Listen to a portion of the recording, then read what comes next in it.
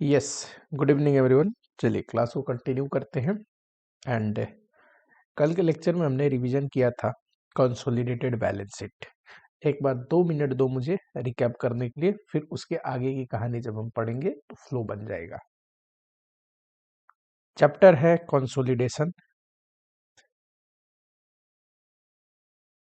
मैंने आपको पढ़ाया कि कंसोलिडेशन की लीगल रिक्वायरमेंट जो है सेक्शन 129 में लिखा हुआ है। ठीक ये चीज तो हमने पढ़ ली। और प्रोसीजर जो है वो अकाउंटिंग स्टैंडर्ड बताता है। इससे रिलेटेड मैंने बोला था 3 एएस है जो हमें पढ़ना है। AS21 में हम सीखेंगे कंसोलिडेशन करते कैसे है, कंसोलिडेटेड फाइनेंशियल स्टेटमेंट बनाएंगे कैसे, पर इसमें बात होगी सिर्फ सब्सिडरी कंपनी को लेके। करेक्ट। फिर मैंने पढ़ाया था कंसोलिडेटेड फाइनेंशियल स्टेटमेंट जो है ये किसकी जिम्मेवारी है बनाना, होल्डिंग कंपनी को। होल्डिंग कंपनी अपना तो फाइनेंशियल स्टेटमेंट बनाता ही है, इसको बोलते हैं स्टैंड अलोन फाइनेंशियल स्टेटमेंट। साथ ही में अपनी सब्सिडरी कंपनी को इनकॉर्पोरेट करके, कोई एसोसिएट में इन्वेस्टमेंट है उसको भी ध्यान में रख के, इवन ज्वाइंट वेंचर का भी आगे पढ़ेंगे। जब पढ़ लोगे तब ज्यादा समझ में आ जाएगा। उसको भी ध्यान में रख के कंसोलिडेटेड फाइनेंशियल स्टेटमेंट बनाता है। कंसोलिडेटेड फाइनेंशियल स्टेटमेंट में बनता क्या क्या है? 4 चीजें। कंसोलिडेटेड बैलेंस शीट, दूसरा consolidated PL, third consolidated cash flow statement and fourth consolidated notes to account. Correct. मैंने आपको बताया कि इसके आने के चांसेस 80% होते हैं। ज्यादा चांस है कि यह है, ये कम चांस है 20% के आसपास। कल के डिस्कशन में हमने कंसोलिडेटेड बैलेंस शीट के बारे में पढ़ा। करेक्ट। बैलेंस शीट जो आपको बनानी है वो बनानी है शेड्यूल 3 के अनुसार। करेक्ट। उसमें भी ध्यान रखने वाली बात क्या है कि एडजस्टमेंट क्लियर होनी चाहिए। ठीक, बस इतना क्लियर है एडजस्टमेंट। ध्यान देके बैलेंस शीट में एडजस्ट करके बनाओगे, automatically consolidated balance sheet tally हो जाएगा। फिर आते हैं कंसोलिडेटेड पीएल पे। करेक्ट। ये है प्रॉफिट एंड लॉस अकाउंट का फॉर्मेट एज पर शेड्यूल 3। आपको जो भी बनाना है वो शेड्यूल 3 के अनुसार बनाना है, चाहे अमलगमेशन में पूछे, कंसोलिडेशन में पूछे। देखो शेड्यूल 3 के अनुसार यहाँ पे आता है सबसे पहले रेवेन्यू फ्रॉम ऑपरेशन। जो भी हमारी मेन लाइन ऑफ बिजनेस है, चाहे गुड्स हम सेल करते हैं, सर्विस रेंडर करते हैं, उससे जो कमाई होती है वो रेवेन्यू फ्रॉम ऑपरेशन में आता है। ठीक चलो, अदर इनकम। अदर इनकम में और सारे, जैसे कि मान लो मेरा काम तो है गुड्स सेल करना, फॉर एग्जांपल क्लोथ सेल करना, लेकिन मैं मान लो इंटरेस्ट रिसीव कर लिया, डिविडेंड इनकम कमा लिया कहीं पे इन्वेस्टमेंट करने की वजह से, तो ये क्या है, अदर इनकम में आएंगे। सारे इनकम जोड़ दोगे तो ये टोटल रेवेन्यू आता है। करेक्ट। यहाँ पे मैं शेड्यूल 3 डिस्कस नहीं कर रहा हूँ, बारीक सा 2 मिनट डिस्कस कर देता हूँ। ठीक, ये तो फाइनेंशियल स्टेटमेंट वाले चैप्टर में आप डिटेल में पढ़ ही होगे। फिर आता है एक्सपेंस। सबसे पहले cost of material consume, purchase of stock in trade लोगे। ठीक, उसके बाद चेंज इन इन्वेंट्री। ध्यान रखने वाली बात है, opening stock minus closing stock करना है आपको। अगर क्लोजिंग माइनस ओपनिंग दिया है तो निगेटिव में फिगर दिखाओगे तो ऑटोमेटिकली ओपनिंग माइनस क्लोजिंग आ जाएगा। ठीक, आपको पता है परचेज खर्चा नहीं है, जो कंज्यूम्ड हो जाता है मटेरियल वो खर्चा है। निकलता कैसे है, opening plus purchase minus closing is equal to consumed. ये है एक्सपेंस जो हमें पीएल में बुक करना है। अगर मान लीजिए मैं परचेज दिखा चुका हूं, करेक्ट, तो ओपनिंग माइनस क्लोजिंग इसमें एडजस्ट हो जाएगा। ये ओपनिंग माइनस क्लोजिंग को मैं बोल रहा हूं चेंज इन इन्वेंट्री, तो ऑटोमेटिकली कंज्यूम्ड आएगा। इस वजह से यहाँ पे ओपनिंग माइनस क्लोजिंग आपको करना है। ठीक फिर आता है एम्प्लॉय बेनिफिट। एम्प्लॉय पे जितने भी खर्चे करते हैं, वेजेस, सैलरी हो गया, एम्प्लॉय के लिए कोई कंट्रीब्यूशन हो गया, स्टाफ वेलफेयर एक्सपेंस हो गया, सारे एम्प्लॉय बेनिफिट में आता है। फाइनेंस कॉस्ट, इंटरेस्ट कॉस्ट और जितने भी बोरोइंग कॉस्ट है सब फाइनेंस कॉस्ट में आता है। ठीक, डेप्रीसिएशन, एमोटाइजेशन ये मुझे पढ़ाने की जरूरत ही नहीं है। इनको छोड़ के और जितने भी खर्चा है, जैसे एडमिनिस्ट्रेटिव खर्चा हो गया, रेंट हो गया, ऑपरेटिंग खर्चे हो गए, सेलिंग एंड डिस्ट्रीब्यूशन खर्चे हो गए, सारे खर्चे जोड़ दोगे तो ये आ जाएगा अदर एक्सपेंस में। टोटल एक्सपेंस आ गया, घटाओगे तो profit before tax. Exceptional and extraordinary item की भी हेडिंग आती है इसके बाद, लेकिन हम मानते हैं वो सब इसमें देगा ही नहीं। और उसके बाद टैक्स एक्सपेंस घटता है तो प्रॉफिट आफ्टर टैक्स आता है। ठीक है, चलो कंसोलिडेशन जब पीएल का करेंगे, फॉर्मेट अपना यही है। एक है यहाँ पे होल्डिंग कंपनी, मान लो एच लिमिटेड, इसका रेवेन्यू दिया है, इसके एक्सपेंस दिए हैं। एक सब्सिडरी कंपनी है एस लिमिटेड, इसके भी रेवेन्यू दिए होंगे, इसके भी एक्सपेंस के सारे आइटम दिए होंगे। जब हम दोनों को मिला के कंसोलिडेटेड पीएल बनाएंगे, बड़ा सिंपल है, सारे item line by line, item by item add कर देंगे। रेवेन्यू में रेवेन्यू जोड़ के दिखाएंगे, जैसे कि रेवेन्यू फ्रॉम ऑपरेशन को रेवेन्यू फ्रॉम ऑपरेशन में, अदर एक्सपेंस को अदर इनकम को अदर इनकम में, एक्सपेंस का आइटम एक्सपेंस में जोड़ के दिखाएंगे। डेप्सन डेप्सन के साथ जुड़ जाएगा, फाइनेंस कॉस्ट के साथ, एम्प्लॉय बेनिफिट एक्सपेंस के साथ, चेंज इन इन्वेंट्री के साथ। यानी कि कंसोलिडेट करेंगे, ऐड करेंगे all item of revenue and expense, सारे रेवेन्यू एंड एक्सपेंस के आइटम को जोड़ दो एक साथ। कंसोलिडेट करना है तो कैसे, line by line and item by item, line by line and item by item. इसका मतलब क्या है, जो खर्चा जिससे रिलेटेड है, अदर एक्सपेंस को अदर एक्सपेंस के साथ जोड़ के दिखाते हैं। ठीक, and even item by item, इसका मतलब क्या है, अदर एक्सपेंस में मान लो ये है प्रिंटिंग का खर्चा। ठीक, मान लो एडमिनिस्ट्रेटिव खर्चा है तो एडमिनिस्ट्रेटिव को एडमिनिस्ट्रेटिव के साथ जोड़ के टोटल एडमिनिस्ट्रेटिव हो गया। सेलिंग एंड डिस्ट्रीब्यूशन को सेलिंग एंड डिस्ट्रीब्यूशन के साथ जोड़ के टोटल सेलिंग एंड डिस्ट्रीब्यूशन हो गया। ऐसे करके टोटल अदर एक्सपेंस निकालेंगे। ठीक, हर एक खर्चे को बस जोड़ते जाना है, इतना आपको ध्यान रहेगा। ठीक, जो हेडिंग का खर्चा है उसे उसी हेडिंग से जोड़ना है। दूसरा बात, इंटर ग्रुप अगर कोई ट्रांजेक्शन है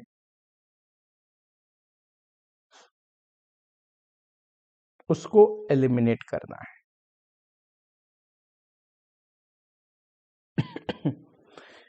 मान लो एक है एच लिमिटेड, ये है सब्सिडरी एस लिमिटेड, इसने इसको सेल किया। ठीक, अब ये तो सेपरेट एंटिटी है वैसे स्टैंड अलोन, पर जब कंसोलिडेटेड बनाते हैं तो दोनों को मिला के एज अ सिंगल एंटिटी के रूप में फाइनेंशियल स्टेटमेंट बना रहे हैं, तो हमें इंटर ग्रुप ट्रांजेक्शन एलिमिनेट करना है। अब ये इसको सेल किया है और दोनों का फाइनेंशियल स्टेटमेंट अब कंसोलिडेट कर रहे हैं, तो हमें सेल में से ये हटानी चाहिए जो एच लिमिटेड ने सेल किया है। सिमिलरली जब परचेज को जोड़ेंगे, एक के बुक में सेल दिख रहा है तो दूसरे के बुक में वही आइटम परचेज में होगा कि नहीं, बोलो। तो जब परचेज भी निकालेंगे तो दोनों का परचेज जोड़ेंगे और इंटर ग्रुप ट्रांजेक्शन जो हो रखा है, ये मान लो 100 लाख का है तो 100 लाख सेल जोड़ने के बाद भी हटाएंगे, सेल में है एच के, एस लिमिटेड के परचेज में है तो परचेज जब ध्यान देंगे, परचेज का टोटल करेंगे वहां पे भी हटाना पड़ेगा। सिमिलरली जैसे हम बैलेंस शीट में करते थे, बीआरबीपी कॉमन होते थे तो हम क्या करते थे, बीआर में से भी हटाते थे, बीपी में से भी हटाते थे। एक के बुक में बीआर में वो आइटम है, दूसरे के बुक में बीपी में वो आइटम है। सिमिलरली जब हम कंसोलिडेटेड पीएल बनाएंगे तो ऐसे ही करना पड़ेगा आपको। ठीक है, एक के बुक में रेवेन्यू में वो आइटम होगा, दूसरे के बुक में कॉस्ट में वो आइटम होगा, दोनों में से हटाना पड़ेगा। और क्या हो सकता है, कई बार एक के लिए सर्विस रेंडर होता है एज ए इनकम, दूसरे के लिए सर्विस रिसीव्ड हुआ होता है, खर्चा किया होता है। एक कई बार कमीशन रिसीव करता है दूसरे को सर्विस देके, है कि नहीं, और दूसरा कमीशन पे करता है, तो ये हटानी पड़ेगी। दो जगह से हटाया जाता है इंटर ग्रुप ट्रांजेक्शन, रेवेन्यू में से भी वो आइटम हटाना पड़ेगा एंड इवन कॉस्ट में से भी वो आइटम हटाना पड़ेगा। सेकेंड बात याद रहा, पहली बात क्या बताया मैंने, सारे आइटम को एक साथ जोड़ दो, पीएल का फॉर्मेट आपको पता है। दूसरी बात, जो अगर इंटर ग्रुप ट्रांजेक्शन है उसे एलिमिनेट करने, एलिमिनेट करते टाइम ध्यान रखना दोनों जगह से करना पड़ेगा। ठीक, एक ने कमाई किया है तो दूसरे के लिए एक्सपेंस है, तो एक्सपेंस निकालते टाइम भी हटाना पड़ेगा एंड जो रेवेन्यू है वो निकालते टाइम भी हटाना पड़ेगा। थर्ड लास्ट बात है जो आपको ध्यान रखना है, आपको पता है चेंज इन इन्वेंट्री ले रहे हैं, इन्वेंट्री ले रहे हैं फाइनेंशियल स्टेटमेंट में, ये पीएल बनाते टाइम देखो यहाँ पे कहाँ गया, ये रहा।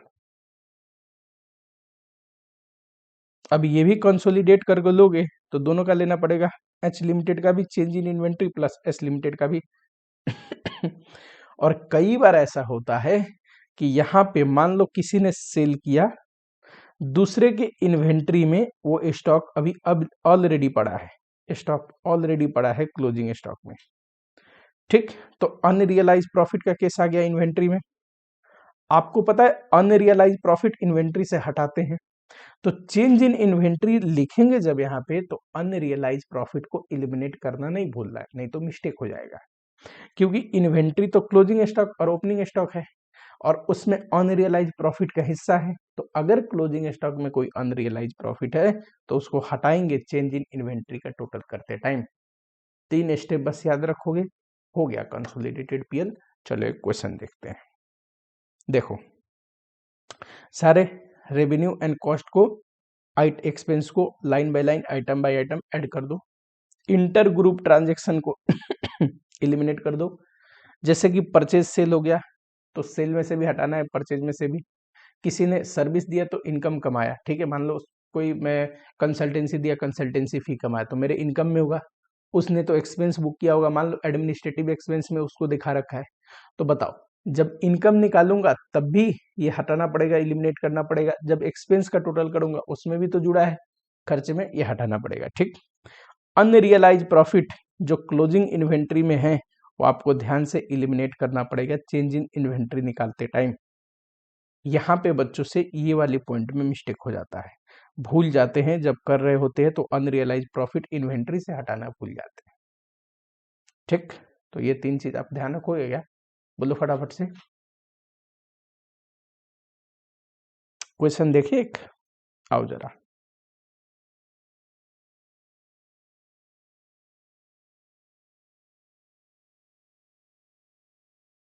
चलो क्वेश्चन नंबर 15 है, आपकी बुक का ही क्वेश्चन है। ठीक, H limited and its subsidiary S limited, यानी कि ये होल्डिंग कंपनी है एच लिमिटेड और इसकी जो सब्सिडरी कंपनी है वो एस लिमिटेड है। करेक्ट, दे रखा है provide following information for year ending 31 March X3। Sales and other income सीधा एक साथ ही दे दिया है। Increase in inventory closing minus opening है, बताओ चेंज इन इन्वेंट्री में मुझे तो ओपनिंग माइनस क्लोजिंग चाहिए, ये पॉजिटिव है। ठीक, तो इनका टोटल करूंगा, जब लिखना हो तो मुझे तो क्लोजिंग माइनस ओपनिंग नहीं, ओपनिंग माइनस क्लोजिंग लिखना है, नेगेटिव में लिख दूंगा। ठीक, मटेरियल कंज्यूम दिया एक्सपेंस में आएगा, ये एम्प्लॉय बेनिफिट। प्रोडक्शन एक्सपेंस कुछ बोला नहीं, अगर हम डायरेक्ट एक्सपेंस में मानते हैं इसको, ठीक, तो हम कहा इन्वेंट्री रॉ मटेरियल कंज्यूम्ड वाले खर्चे में ऐड करके दिखा सकते हैं डायरेक्ट एक्सपेंस। ठीक, या फिर चलो administrative overhead, selling overhead, other expense में आएंगे, इंटरेस्ट फाइनेंस कॉस्ट में आएगा। ठीक, और डेप्रिसिएशन, ये तो अलग से हेडिंग है, डेप्रिसिएशन एंड एमोटाइजेशन। ये अदर इंफॉर्मेशन देखो, एस लिमिटेड सेल किया है गुड्स 120 लाख का, ठीक है, एट अ कॉस्ट प्लस 20%। ठीक है, कोई दिक्कत नहीं है, यानी कि एच लिमिटेड जब एस लिमिटेड को सेल किया होगा 120 तो इसके सेल में भी है वो, और इसने जो परचेज दिखाया है, खर्चे दिखाए उसमें भी 120 होगा, तो ध्यान रखना है दो जगह से हटाना है। ठीक, इसके मटेरियल कंज्यूम्ड वाले खर्चे में से भी और इसके सेल में से भी। Inventory of S limited include such goods, अब हमने बाई किया तो हमारे क्लोजिंग स्टॉक में वो इन्वेंट्री है, तो अनरियलाइज प्रॉफिट होगा कितना, 24 लाख का। बताओ 24 लाख का, ये तो सेल प्राइस पे है, हमें तो निकालना है इसमें एच लिमिटेड प्रॉफिट कितना कमाया। बताओ 100 का गुड्स ये 20% प्रॉफिट चार्ज करके 120 पे भेजता होगा। ये 24 ऑलरेडी प्रॉफिट इसमें इंक्लूड है, प्रॉफिट हटाना हो तो डिवाइड बाई 120 इंटू 20। ये अगर सेल प्राइस इतना है तो 20 कितना बताना जरा। 24 divide by 120 into 20, 4 rupees. 4 rupees क्या है, unrealise profit.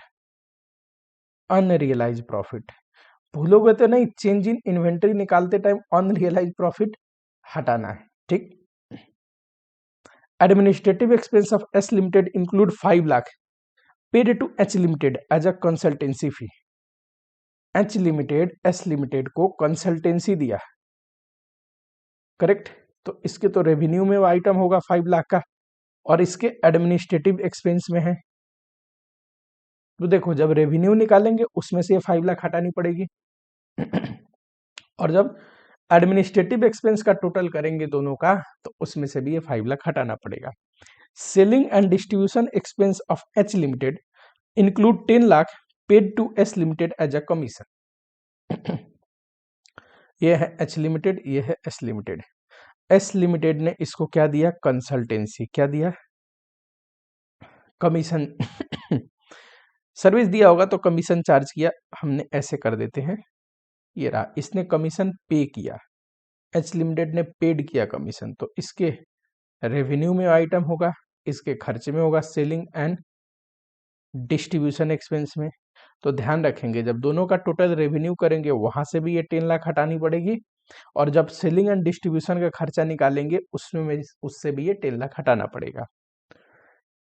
X limited hold 80% equity share capital of ₹1,000 lakh in S limited prior to 0x1 and 0x2। हमारा ईयर कौन सा है देखना x2 x3, ये हो गया x1 x2। क्या कह रहा है कि हमने क्या इसी साल खरीदा है, नहीं, हमने कब खरीदा है, पहले खरीदा है, प्रायर टू x1 x2 बोल रहा है ना, यानी कि इधर कहीं पीछे खरीदा होगा शेयर होल्डिंग, ठीक। चलो अब ये क्यों इंपॉर्टेंट है ध्यान से देखना। H limited to credit to profit and loss account proportionate amount of dividend declared and paid by S limited for year ending x1 x2। ये इंपॉर्टेंट लाइन बोल गया, जरा ध्यान से सुनेंगे। कह रहा है पिछले साल का जो x1 x2 ईयर का डिविडेंड इस साल मिला, तो मैंने जो होल्डिंग कंपनी है उस डिविडेंड को इनकम दिखाया, पीएल में भेजा। बताओ इस साल जो डिविडेंड मिला वो पिछले साल का है, क्या ये प्री इक्विजिशन डिविडेंड है, नहीं। हमारा तो डेट ऑफ इक्विजिशन बहुत पीछे है, इधर कहीं होगा। डेट ऑफ इक्विजिशन यहाँ पे है, तो उसके बाद के जो डिविडेंड है ये तो पोस्ट इक्विजिशन डिविडेंड है। प्री इक्विजिशन डिविडेंड कब होता है, जब इस पीरियड का डेट ऑफ इक्विजिशन के पीछे के पीरियड की कमाई से डिविडेंड पे हो रही है, पर हो कब रही है, आफ्टर डेट ऑफ इक्विजिशन। तो हम क्या बोलते हैं, डिविडेंड भले ही बाद में मिला है ये पीछे का, पर ये तो इस साल में पिछले साल का डिविडेंड मिल रहा है, ये ऑलरेडी पोस्ट इक्विजिशन पीरियड है, तो जो डिविडेंड है वो पोस्ट इक्विजिशन डिविडेंड है, पीएल में ही जाना चाहिए। तो इसने करेक्ट ट्रीटमेंट किया है, कोई दिक्कत नहीं, करेक्ट ट्रीटमेंट किया है, पीएल में डाला है, कोई दिक्कत नहीं। गलत ट्रीटमेंट किया होता, पीएल में डालना होता तो हम डाल के दिखाते, इनकम बुक करके दिखाते कि भाई गड़बड़ हो गई है, ठीक। चलो prepare consolidated PL account, very simple. मैंने क्या बोला, line by line item by item सब चीज जोड़ते लिखो। सबसे पहले आएगा रेवेन्यू फ्रॉम ऑपरेशन, ठीक। अब यहाँ पे देखो सेल्स और अदर इनकम टोटल है, तो टोटल रेवेन्यू एक साथ दे रखा है, ये दोनों जोड़ोगे 5,000 प्लस 1 लाख 1,000 6,000। याद करो इसमें 120 सेल ऐसा है जो इंटर ट्रांजेक्शन है, 5 लाख का कमीशन ऐसा है जो एक दूसरे को पे किया है, मतलब एस ने पे किया है एच को। 10 लाख का ऐसा एक ये कंसल्टेंसी था, 10 लाख का एक ऐसा खर्चा है जो किसने पे किया है, एच लिमिटेड ने एस लिमिटेड को। एक के लिए रेवेन्यू है, दूसरे के लिए खर्चा है, रेवेन्यू में से भी हटानी है, खर्चे में से भी हटानी है, तो ये आ गया टोटल रेवेन्यू। बताना जरा 6,000 में से -120 -15 5865 आनी चाहिए टोटल रेवेन्यू। ठीक, ये रहा। और इसी को आराम से नोट्स टू अकाउंट में यहाँ पे दिखा सकते हो, टोटल रेवेन्यू और ये 3 चीज घटा के। ठीक, दूसरा ये दूसरा खर्चा। अब खर्चा लिखना शुरू करते हैं। मटेरियल कंज्यूम्ड देखो 800 प्लस 200। अब 800 प्लस 200 1000, लेकिन इसमें 120 ये जो है ये तो घटाने हैं। मैंने क्या बोला, जो रेवेन्यू में से घटा रहे हैं भूलना मत, कॉस्ट में से भी घटाना है। ये मटेरियल परचेज का है तो 120 घटाने पड़ेंगे। तो 120 घटाने के बाद यहाँ देखो, 120 घटाने के बाद ये देखो, ये रहा। 120 घटाने के बाद ये रहा raw material consumed. Production expense direct expense है तो इसी में खर्चा दिखाया है। प्रोडक्शन एक्सपेंस का खर्चे कितने हैं तो देखोगे ध्यान से जरा, ये रहा 200 प्लस ये 300। अब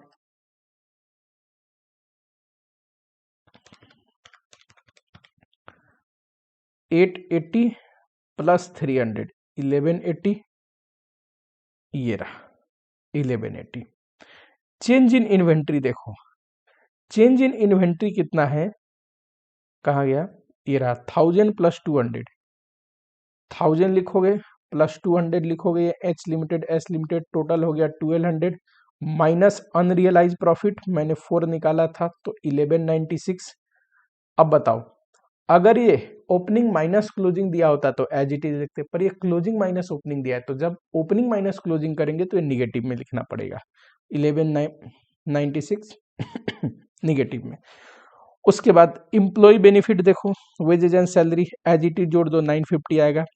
एडमिनिस्ट्रेटिव एक्सपेंस 200 प्लस 100 300 माइनस करना है ना, 5 लाख का जो खर्चा है। तो ये देखो एडमिनिस्ट्रेटिव एक्सपेंस जब निकाला होगा, कहाँ गया, ये देखिए माइनस किया है 295।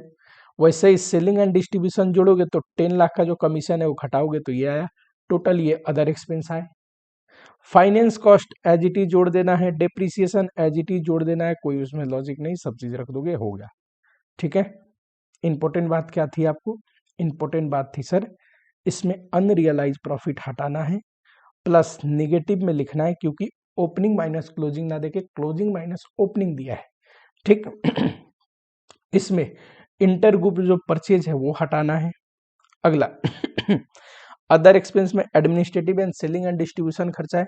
एडमिनिस्ट्रेटिव में से 5 लाख कंसल्टेंसी और सेलिंग एंड डिस्ट्रीब्यूशन में से 10 लाख कमीशन हटाना था। याद रहेगा क्या, इंटर ग्रुप ट्रांजेक्शन आपको एलिमिनेट करना है, चेंज इन इन्वेंट्री में से अनरियलाइज प्रॉफिट एलिमिनेट करना है। ये 2 चीज याद रखोगे, कभी भी गड़बड़ी नहीं होगी। ठीक है, समझ में आगे बढ़ते हैं। कंसोलिडेशन में अगला है एसोसिएट। थोड़ा मैं यहां पे इरेज कर देता हूं।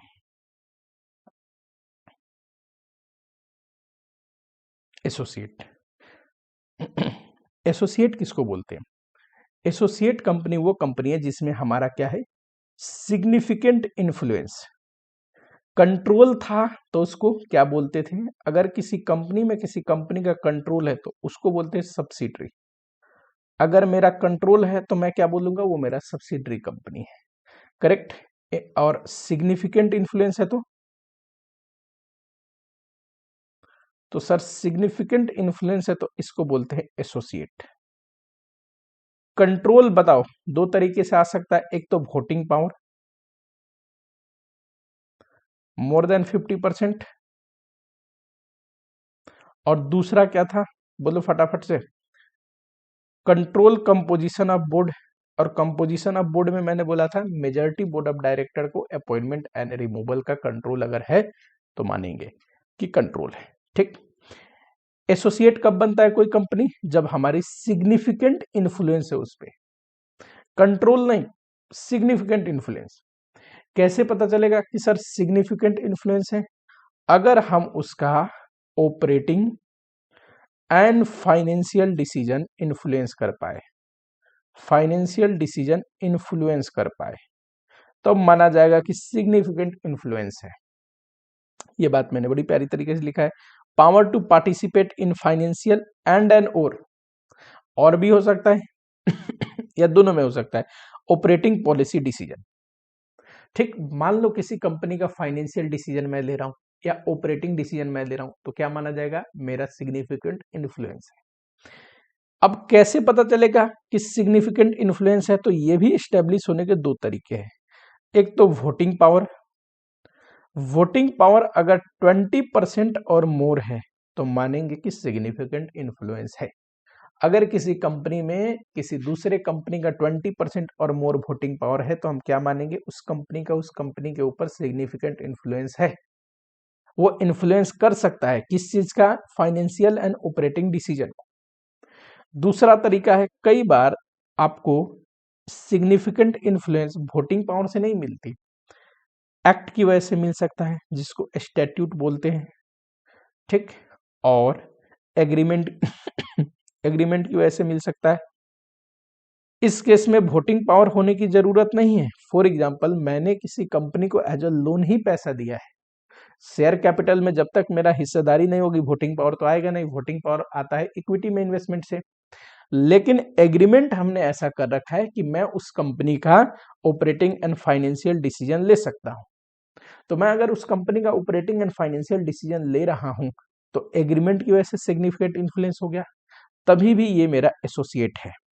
ठीक, जो प्रैक्टिकल क्वेश्चन आते हैं वो इन्वेस्टमेंट की वजह से जो इन्फ्लुएंस है उसके ऊपर आते हैं, लेकिन मैं आपको बता रहा हूं कि ये दोनों तरीके से सिग्निफिकेंट इन्फ्लुएंस आ सकता है, यही चीज यहां पे लिखा हुआ है।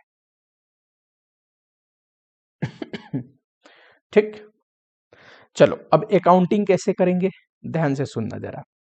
मान लो मैं एच लिमिटेड हूं, ये एच लिमिटेड कंपनी है, करेक्ट। इसने 25% इन्वेस्टमेंट किया है, यानी कि वोटिंग पावर है, यानी कि इक्विटी शेयर में इन्वेस्टमेंट है एस लिमिटेड में। अब ये एस लिमिटेड क्या है, मेरा एसोसिएट है। मोर देन 50% हो तो क्या बोलेंगे, बोलो फटाफट से, सर कंट्रोल हो गया, सब्सिडरी। 20% और मोर अप टू 50% है तो एसोसिएट, यानी कि सिग्निफिकेंट इन्फ्लुएंस है, करेक्ट।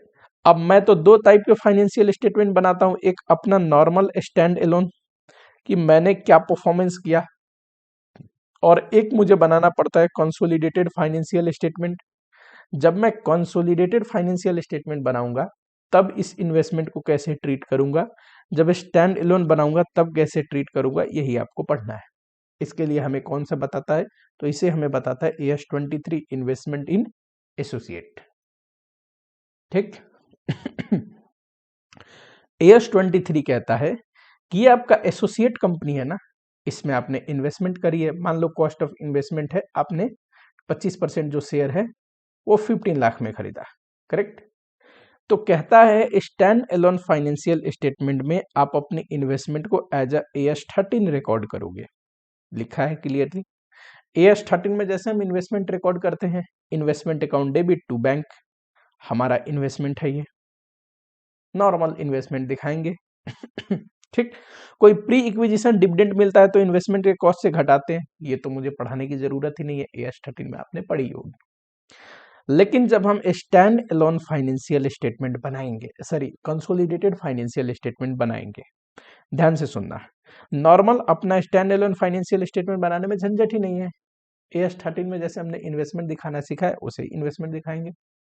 प्री इक्विजिशन कोई डिविडेंड है तो कॉस्ट से डिड्यूस करेंगे इन्वेस्टमेंट का, पोस्ट इक्विजिशन डिविडेंड जो मिलती है वो हमारे लिए इनकम है, इनकम के रूप में दिखाते हैं। लेकिन जब कंसोलिडेटेड फाइनेंशियल स्टेटमेंट बनाते हैं तो वहां पे AS23 कहता है कि इन्वेस्टमेंट इन एसोसिएट को हम कैसे दिखाएंगे, इक्विटी मेथड से। ये दोनों अलग अलग क्यों पढ़ा रहा हूं सर, होल्डिंग कंपनी को दो चीज बना रहा होता है, एक अपना stand alone normal financial statement, एक कंसोलिडेटेड। ठीक, नॉर्मल में तो वो इन्वेस्टमेंट को एज AS13 दिखाएगा, जब वो कंसोलिडेटेड फाइनेंशियल स्टेटमेंट बनाएगा तो इक्विटी मेथड से दिखाएगा। क्या होता है ये इक्विटी मेथड, बस इसी पे डिस्कशन है। इक्विटी मेथड समझ में आया, हो गया AS23 कवर। ठीक चलो इक्विटी मेथड में हम क्या करते हैं, हम इन्वेस्टमेंट दिखाते तो हैं जैसे हम AS13 में कॉस्ट पे इन्वेस्टमेंट को दिखाते हैं, AS13 याद करो, इन्वेस्टमेंट करते तो इनिशियल रिकॉग्निशन कॉस्ट पे करते हैं, अगर कोई प्री इक्विजिशन डिविडेंड मिला तो कॉस्ट से घटाते हैं। यहाँ पे भी इक्विटी मेथड में शुरू में हम इन्वेस्टमेंट को कॉस्ट पे ही दिखाते हैं, कोई प्री इक्विजिशन डिविडेंड मिला वो डिविडेंड के कॉस्ट से घटता है, वो तो कभी भी नियम चेंज नहीं होगा। लेकिन हम कैसे बाइफरकेट करके दिखाते हैं, तो शेयर इन नेट एसेट और उस इन्वेस्टमेंट की वजह से हमें क्या गुडविल या कैपिटल रिजर्व हुआ है, इसको डिस्क्लोज करते हैं सेपरेटली।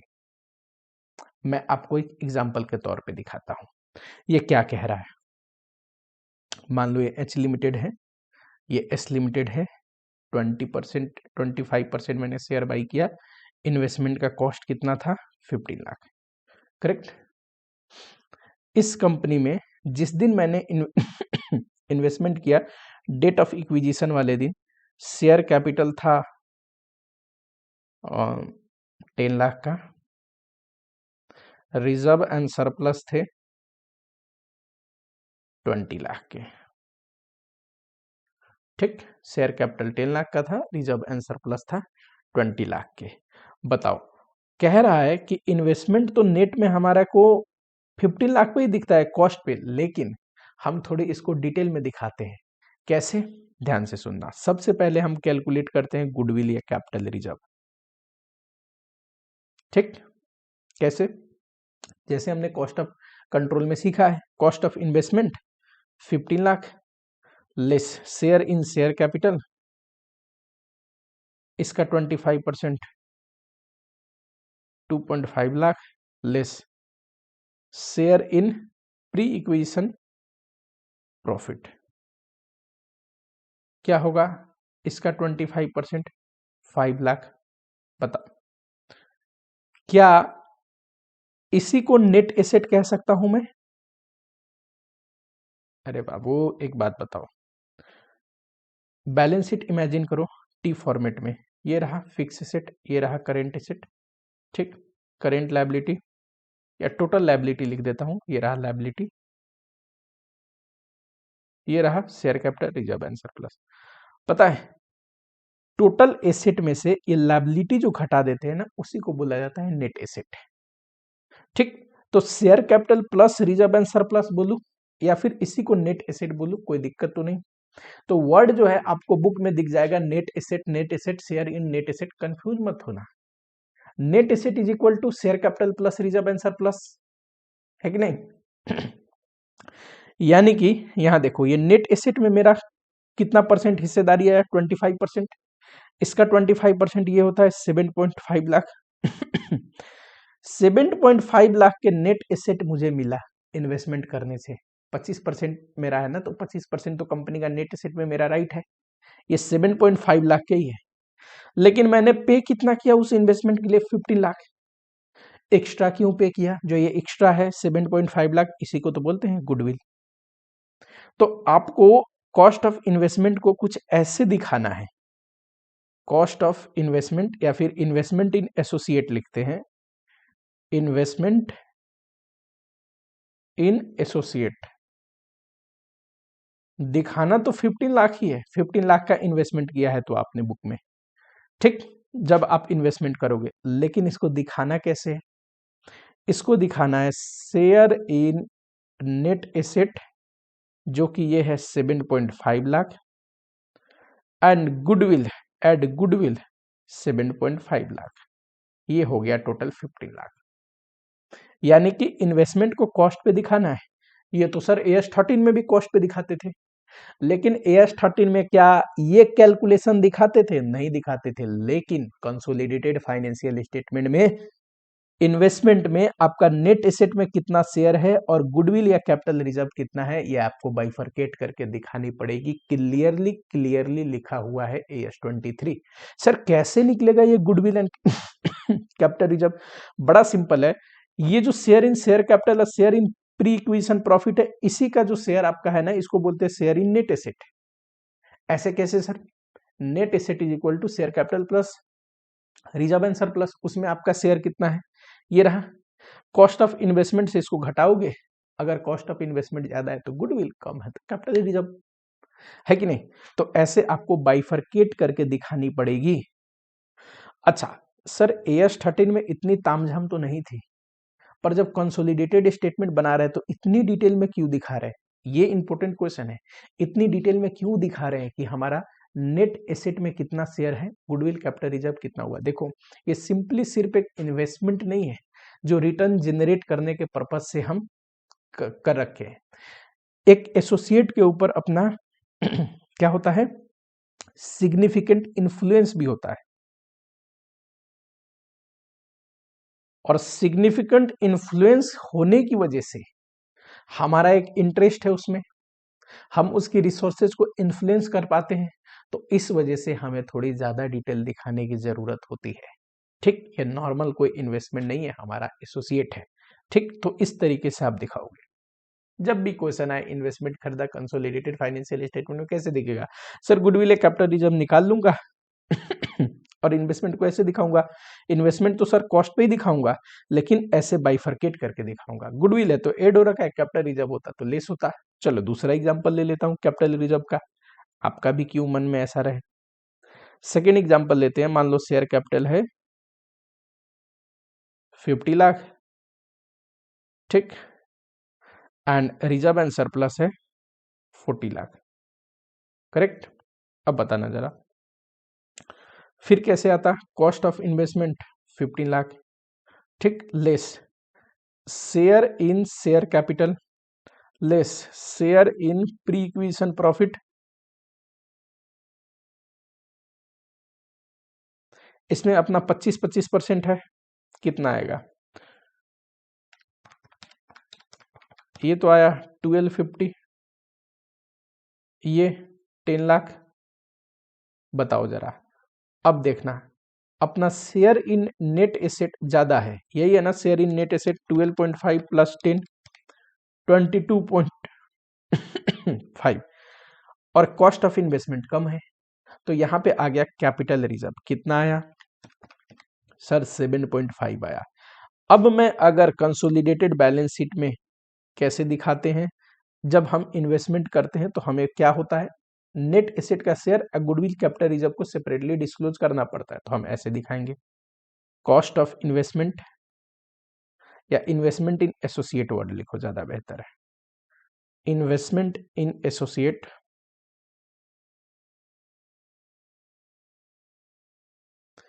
15 लाख। लेकिन इसको दिखाएंगे कैसे?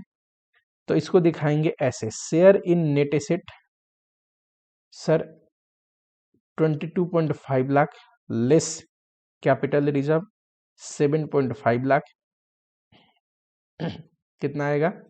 15 लाख। ये रहा, समझ में आया क्या आपको? चलो, ये तो हो गया सर इनिशियल रिकॉग्निशन जब इन्वेस्टमेंट हम करते हैं।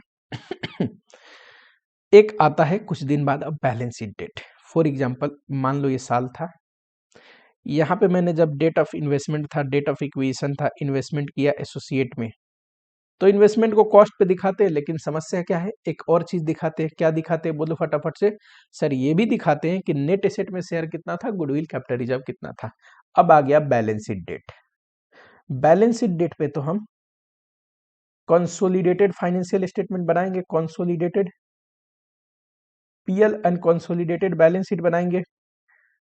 तब इन्वेस्टमेंट इन एसोसिएट को कैसे दिखाएंगे?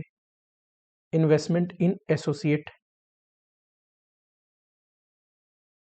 ठीक, तो इक्विटी मेथड कहता है देखना, हर एक बैलेंस शीट डेट पे एक तो नॉर्मल जो हमारा इन्वेस्टमेंट इन एसोसिएट था कॉस्ट, वो दिखाएंगे, जैसे मैंने दिखाया था, मेरे केस में ये रहा, इन्वेस्टमेंट इन एसोसिएट 15 लाख, करेक्ट। कोई प्री इक्विजिशन डिविडेंड होता है तो इन्वेस्टमेंट के कॉस्ट से घटाते हैं, वो घटाएंगे, उसमें कोई दिक्कत वाली बात नहीं, वो तो थंब रूल है, चाहे 23 एएस हो या फिर AS13 के अनुसार हो, कोई प्री इक्विजिशन डिविडेंड है वो इन्वेस्टमेंट के कॉस्ट से घटता है। आगे क्वेश्चन दिखा दूंगा, ठीक। चलो, और ब्रैकेट में लिख देना इंक्लूसिव ऑफ जितना भी गुडविल या कैपिटल रिजर्व कैलकुलेशन में आया था, जैसे यहाँ पे गुडविल आया था, यहाँ पे कैपिटल रिजर्व आया था, तो ये डिस्क्लोज करना जरूरी है, ये दिखा देंगे, ठीक। फिर जब हमने बाई कर लिया जहां पे भी हमने बाई किया, इस पीरियड को क्या बोलते हैं? Post equation period. Correct. Post equation period में जो भी कंपनी प्रॉफिट कमाती है, एसोसिएट कंपनी अपनी प्रॉफिट कमाती है, उसमें अपना जो शेयर है वो ऐड करेंगे। ठीक, तो लिखा है add post acquisition profit share of own share. Own share का मतलब हमारा, मान लो मेरा 25% है तो टोटल प्रॉफिट का 25% मैं ऐड करूंगा। लॉस होता तो लेस होता, और क्या। लॉस के केस के बारे में यहाँ नीचे डिस्कशन है, ध्यान देना, पहले पढ़ लो। फिर पोस्ट इक्वेशन डिविडेंड कोई है तो वो आपको घटानी पड़ेगी। मान लो इस पीरियड का डिविडेंड है तो वो आपको घटाना पड़ेगा। ऑलरेडी हमने टोटल प्रॉफिट ले रखा है, ठीक, इस पीरियड का, तो डिविडेंड उसी प्रॉफिट से तो दिया है, तो डिविडेंड आपको घटाना पड़ेगा। ठीक, डिविडेंड हमने घटा दिया। फिर आपको पता है कई बार रिवैल्यूएशन हो जाता है डेट ऑफ इक्विजिशन पे। सब्सिडरी के केस में तो देखा था, एसोसिएट के भी केस में हो सकता है। अगर कोई एसेट का रिवैल्यूएशन हुआ है, अपवर्ड रिवैल्यूएशन हुआ तो एडिशनल डेप्शन आएगा, डाउनवर्ड रिवैल्यूएशन हुआ तो सेविंग इन डेप्शन आएगा, वो भी आपको दिखाना पड़ेगा। एडिशनल डेप्शन घटेगा, सेविंग इन डेप्शन जुड़ेगा। अगला, अनरियलाइज प्रॉफिट कुछ है तो उसमें हमारा जो शेयर है वो हमें घटानी पड़ेगी। और अनरियलाइज प्रॉफिट कौन सा? सिर्फ डाउन स्ट्रीम, यानी कि जब इन्वेस्टर एसोसिएट को सेल किया होगा। फॉर एग्जांपल ये एच लिमिटेड है, ये नहीं आएगा ये वाला पॉइंट, पर बता देता हूं, ये एस लिमिटेड है। ये क्या है? हमारे केस में इन्वेस्टर है और ये है एसोसिएट, इसमें होल्ड करता है 25%। ये इसको अगर कोई सेल किया तो इसको बोलते हैं डाउन स्ट्रीम ट्रांजेक्शन। जब होल्डिंग कंपनी है, जो इन्वेस्टिंग कंपनी है, वो सेल करे, डाउन स्ट्रीम ट्रांजेक्शन।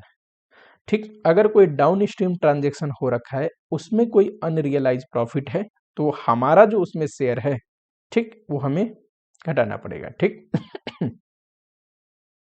याद रहेगा क्या? इंपॉर्टेंट बात क्या है इसमें? सिर्फ इंपॉर्टेंट ये है, ये आपको ध्यान रखना है। इन्वेस्टमेंट 1 नंबर स्टेप, इन्वेस्टमेंट के कॉस्ट से प्री इक्विजिशन डिविडेंड घटता है, ये तो थंब रूल है, याद कर लो, यहाँ पे लिख भी दिया है। ठीक, इन्वेस्टमेंट रिकॉर्ड हुआ था तो उस समय गुडविल कैपिटल रिजर्व कितनी आई थी, ये ब्रैकेट में आपको डिस्क्लोज करना है। दूसरा, पोस्ट इक्विजिशन पीरियड का जो अर्निंग है, हमारा जो शेयर है उसमें, वो ऐड करना है। पोस्ट इक्विजिशन जो डिविडेंड हमें मिला है वो अपना डिविडेंड लेस करना है। ठीक, ये दो नहीं भी दे सकता है, बहुत हाई चांस है कि मे भी ना दे, दिया तो मैंने बता दिया। और ये आ गया, ये जो है इक्विटी मेथड से आया हुआ इन्वेस्टमेंट की वैल्यू है, जो हमें बैलेंस शीट में दिखानी है कंसोलिडेटेड बनाते टाइम। ठीक, ध्यान रखो, ये एक इंपॉर्टेंट बात है जो मैंने लिख रखा है।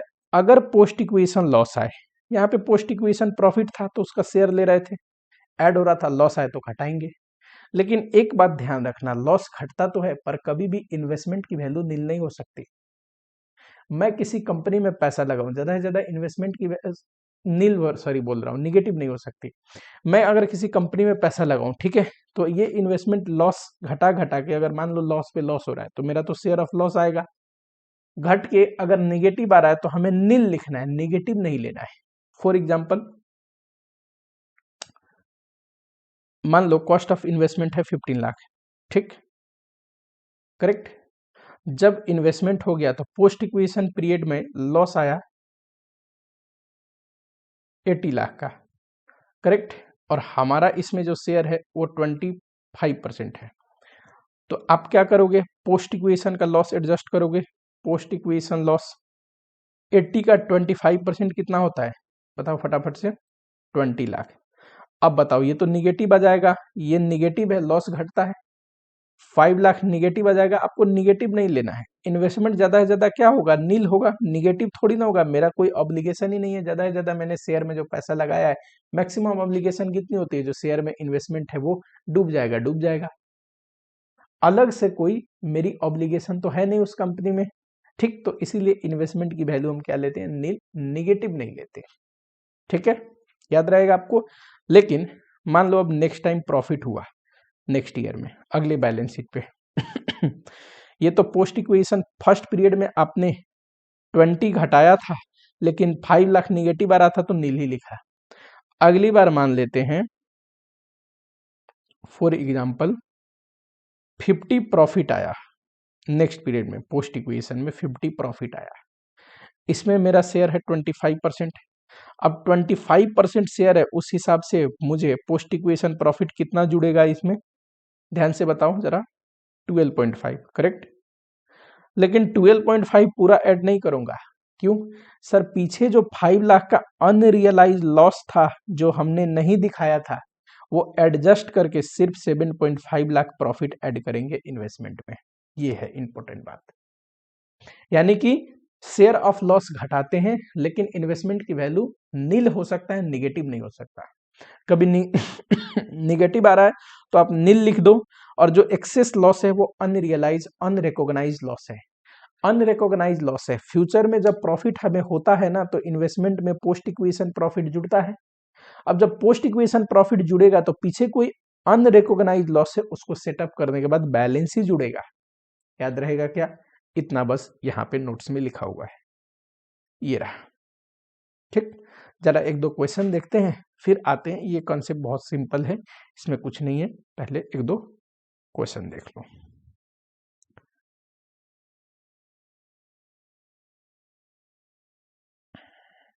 ये सारे बहुत बेसिक इलिस्ट्रेशन है, आपको देख के एकदम हुआ जैसा लगेगा। जैसे कि मैं एक दो एग्जांपल दिखा दूं क्या? ये देखो, A limited acquire 45% share of B limited on 1 April. कब हमने एक्वायर किया? डेट ऑफ इक्विजिशन कब था? 1 अप्रैल को।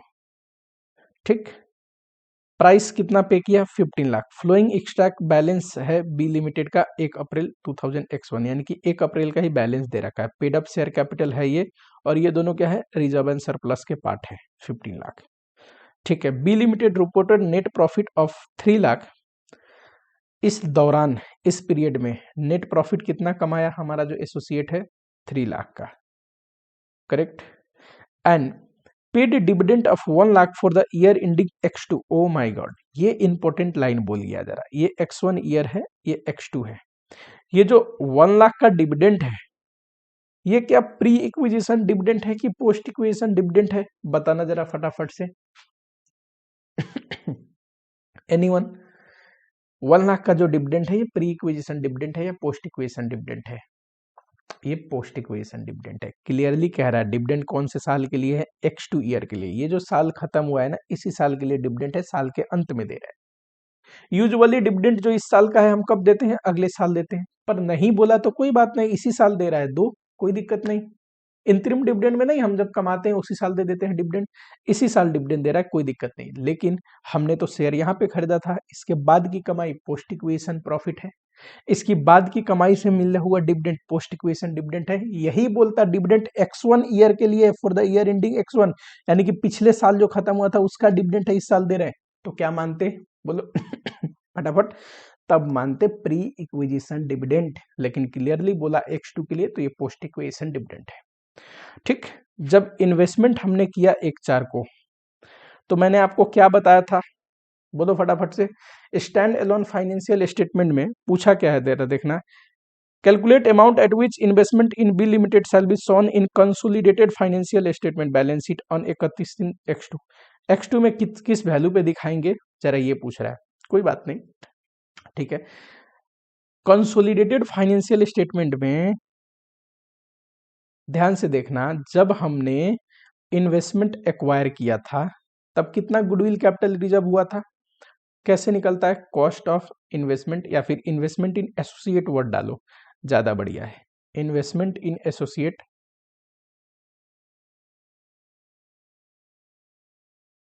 लिख दो कैलकुलेशन ऑफ गुडविल और capital reserve on date of acquisition. जिस दिन खरीदा उस दिन गुडविल हुआ कि कैपिटल रिजर्व, ये देख रहे हैं। कितने का हमने इन्वेस्टमेंट किया? बोलोगे जरा फटाफट से? 15 लाख का। Less share in share capital, less share in pre acquisition profit. यही दोनों शेयर को क्या बोलते हैं? Share in net asset. Net asset होता क्या है? Share capital plus reserve and surplus. चलो 10 लाख है ये। इसमें अपना 45%,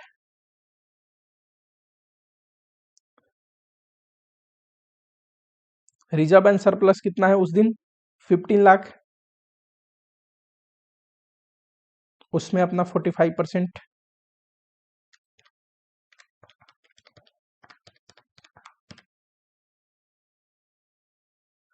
बताना। इतने का नेट एसेट में शेयर मिला, यानी कि जो हमने इन्वेस्टमेंट करी है जिस कंपनी में 45%, उसका नेट एसेट में हमारा इतना हिस्सा है। ठीक, टोटल करोगे 11,25,000, लेकिन इन्वेस्टमेंट तो 15 लाख का किया, तो जो एक्स्ट्रा पे किया उसको बोलते हैं गुडविल। लिख लो गुडविल। तो गुडविल या कैपिटल रिजर्व कितना है ये आपको कैलकुलेट करना है। क्यों? क्योंकि क्लियरली AS23 बोलता है जब इन्वेस्टमेंट इन एसोसिएट करते हैं तो गुडविल या कैपिटल रिजर्व को आपको सेपरेटली डिस्क्लोज करना पड़ेगा। तो जब डिस्क्लोज करना पड़ेगा तो करेंगे, कैलकुलेट तो करनी पड़ेगी। हाँ जी, गुडविल कितना आया? 3,75,000। क्या इन्होंने भी गुडविल कैलकुलेट किया होगा?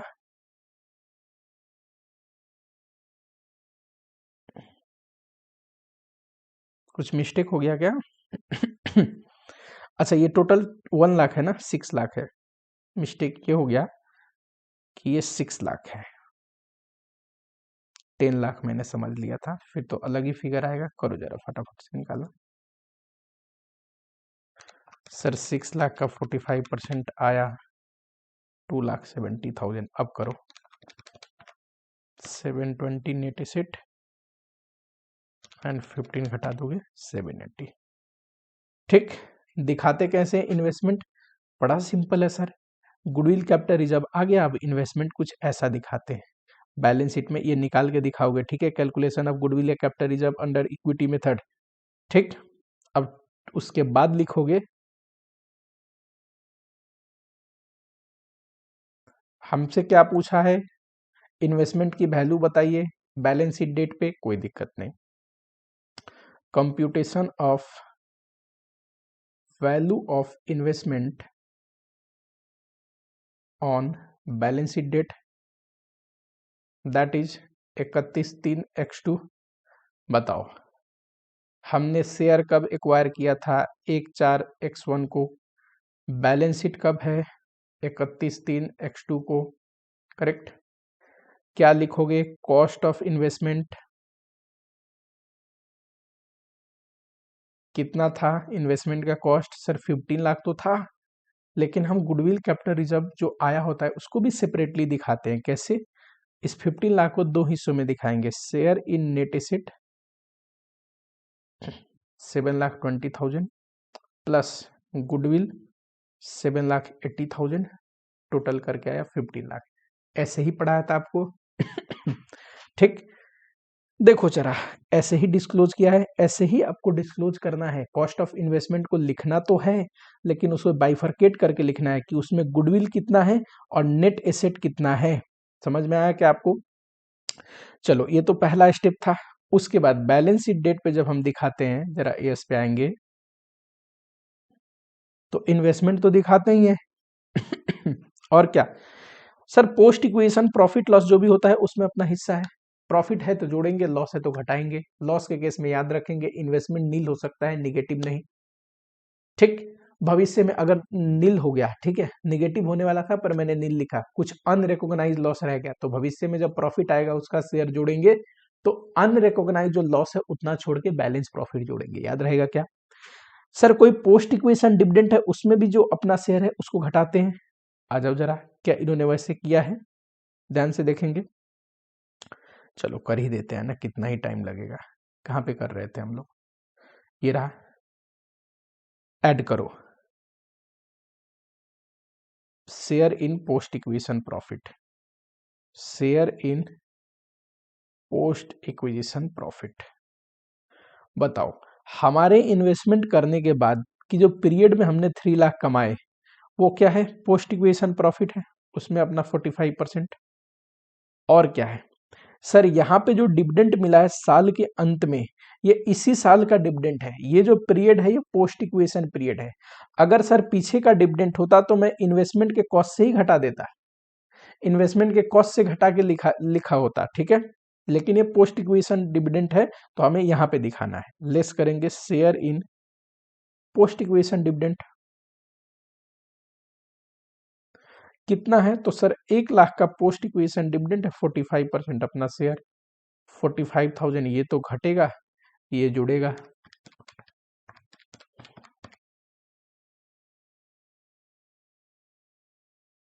बताओ 15 लाख प्लस 1,35,000 माइनस 45,000। अब ये है जो इक्विटी मेथड से आया है, क्या, इन्वेस्टमेंट की वैल्यू जो आपको कंसोलिडेटेड बैलेंस शीट में दिखानी है। मजे की बात जब भी हम कंसोलिडेटेड बैलेंस शीट में ये दिखाएंगे, गुडविल या कैपिटल रिजर्व कितना आया था इन्वेस्टमेंट करने की वजह से, ये सेपरेटली डिस्क्लोज करना जरूरी है।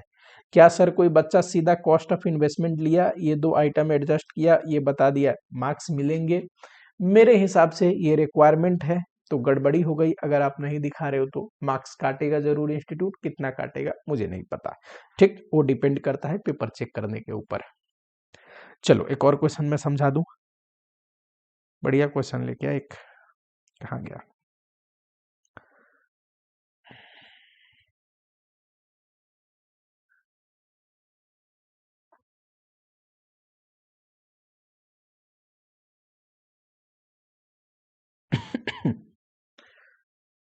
आओ जरा, एक टेस्ट योर नॉलेज है ना, हाँ इसमें भी क्वेश्चन है, पहला क्वेश्चन ठीक, ये रहा, थोड़ा कंसेप्ट क्लियर यहाँ से हो जाएगा।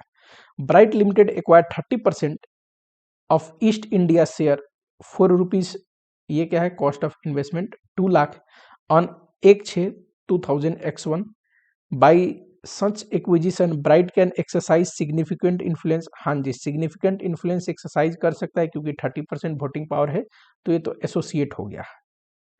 Over east India during the financial year ending on 31/3/X1। अब जरा यहाँ पे डेट मार्क कर लो,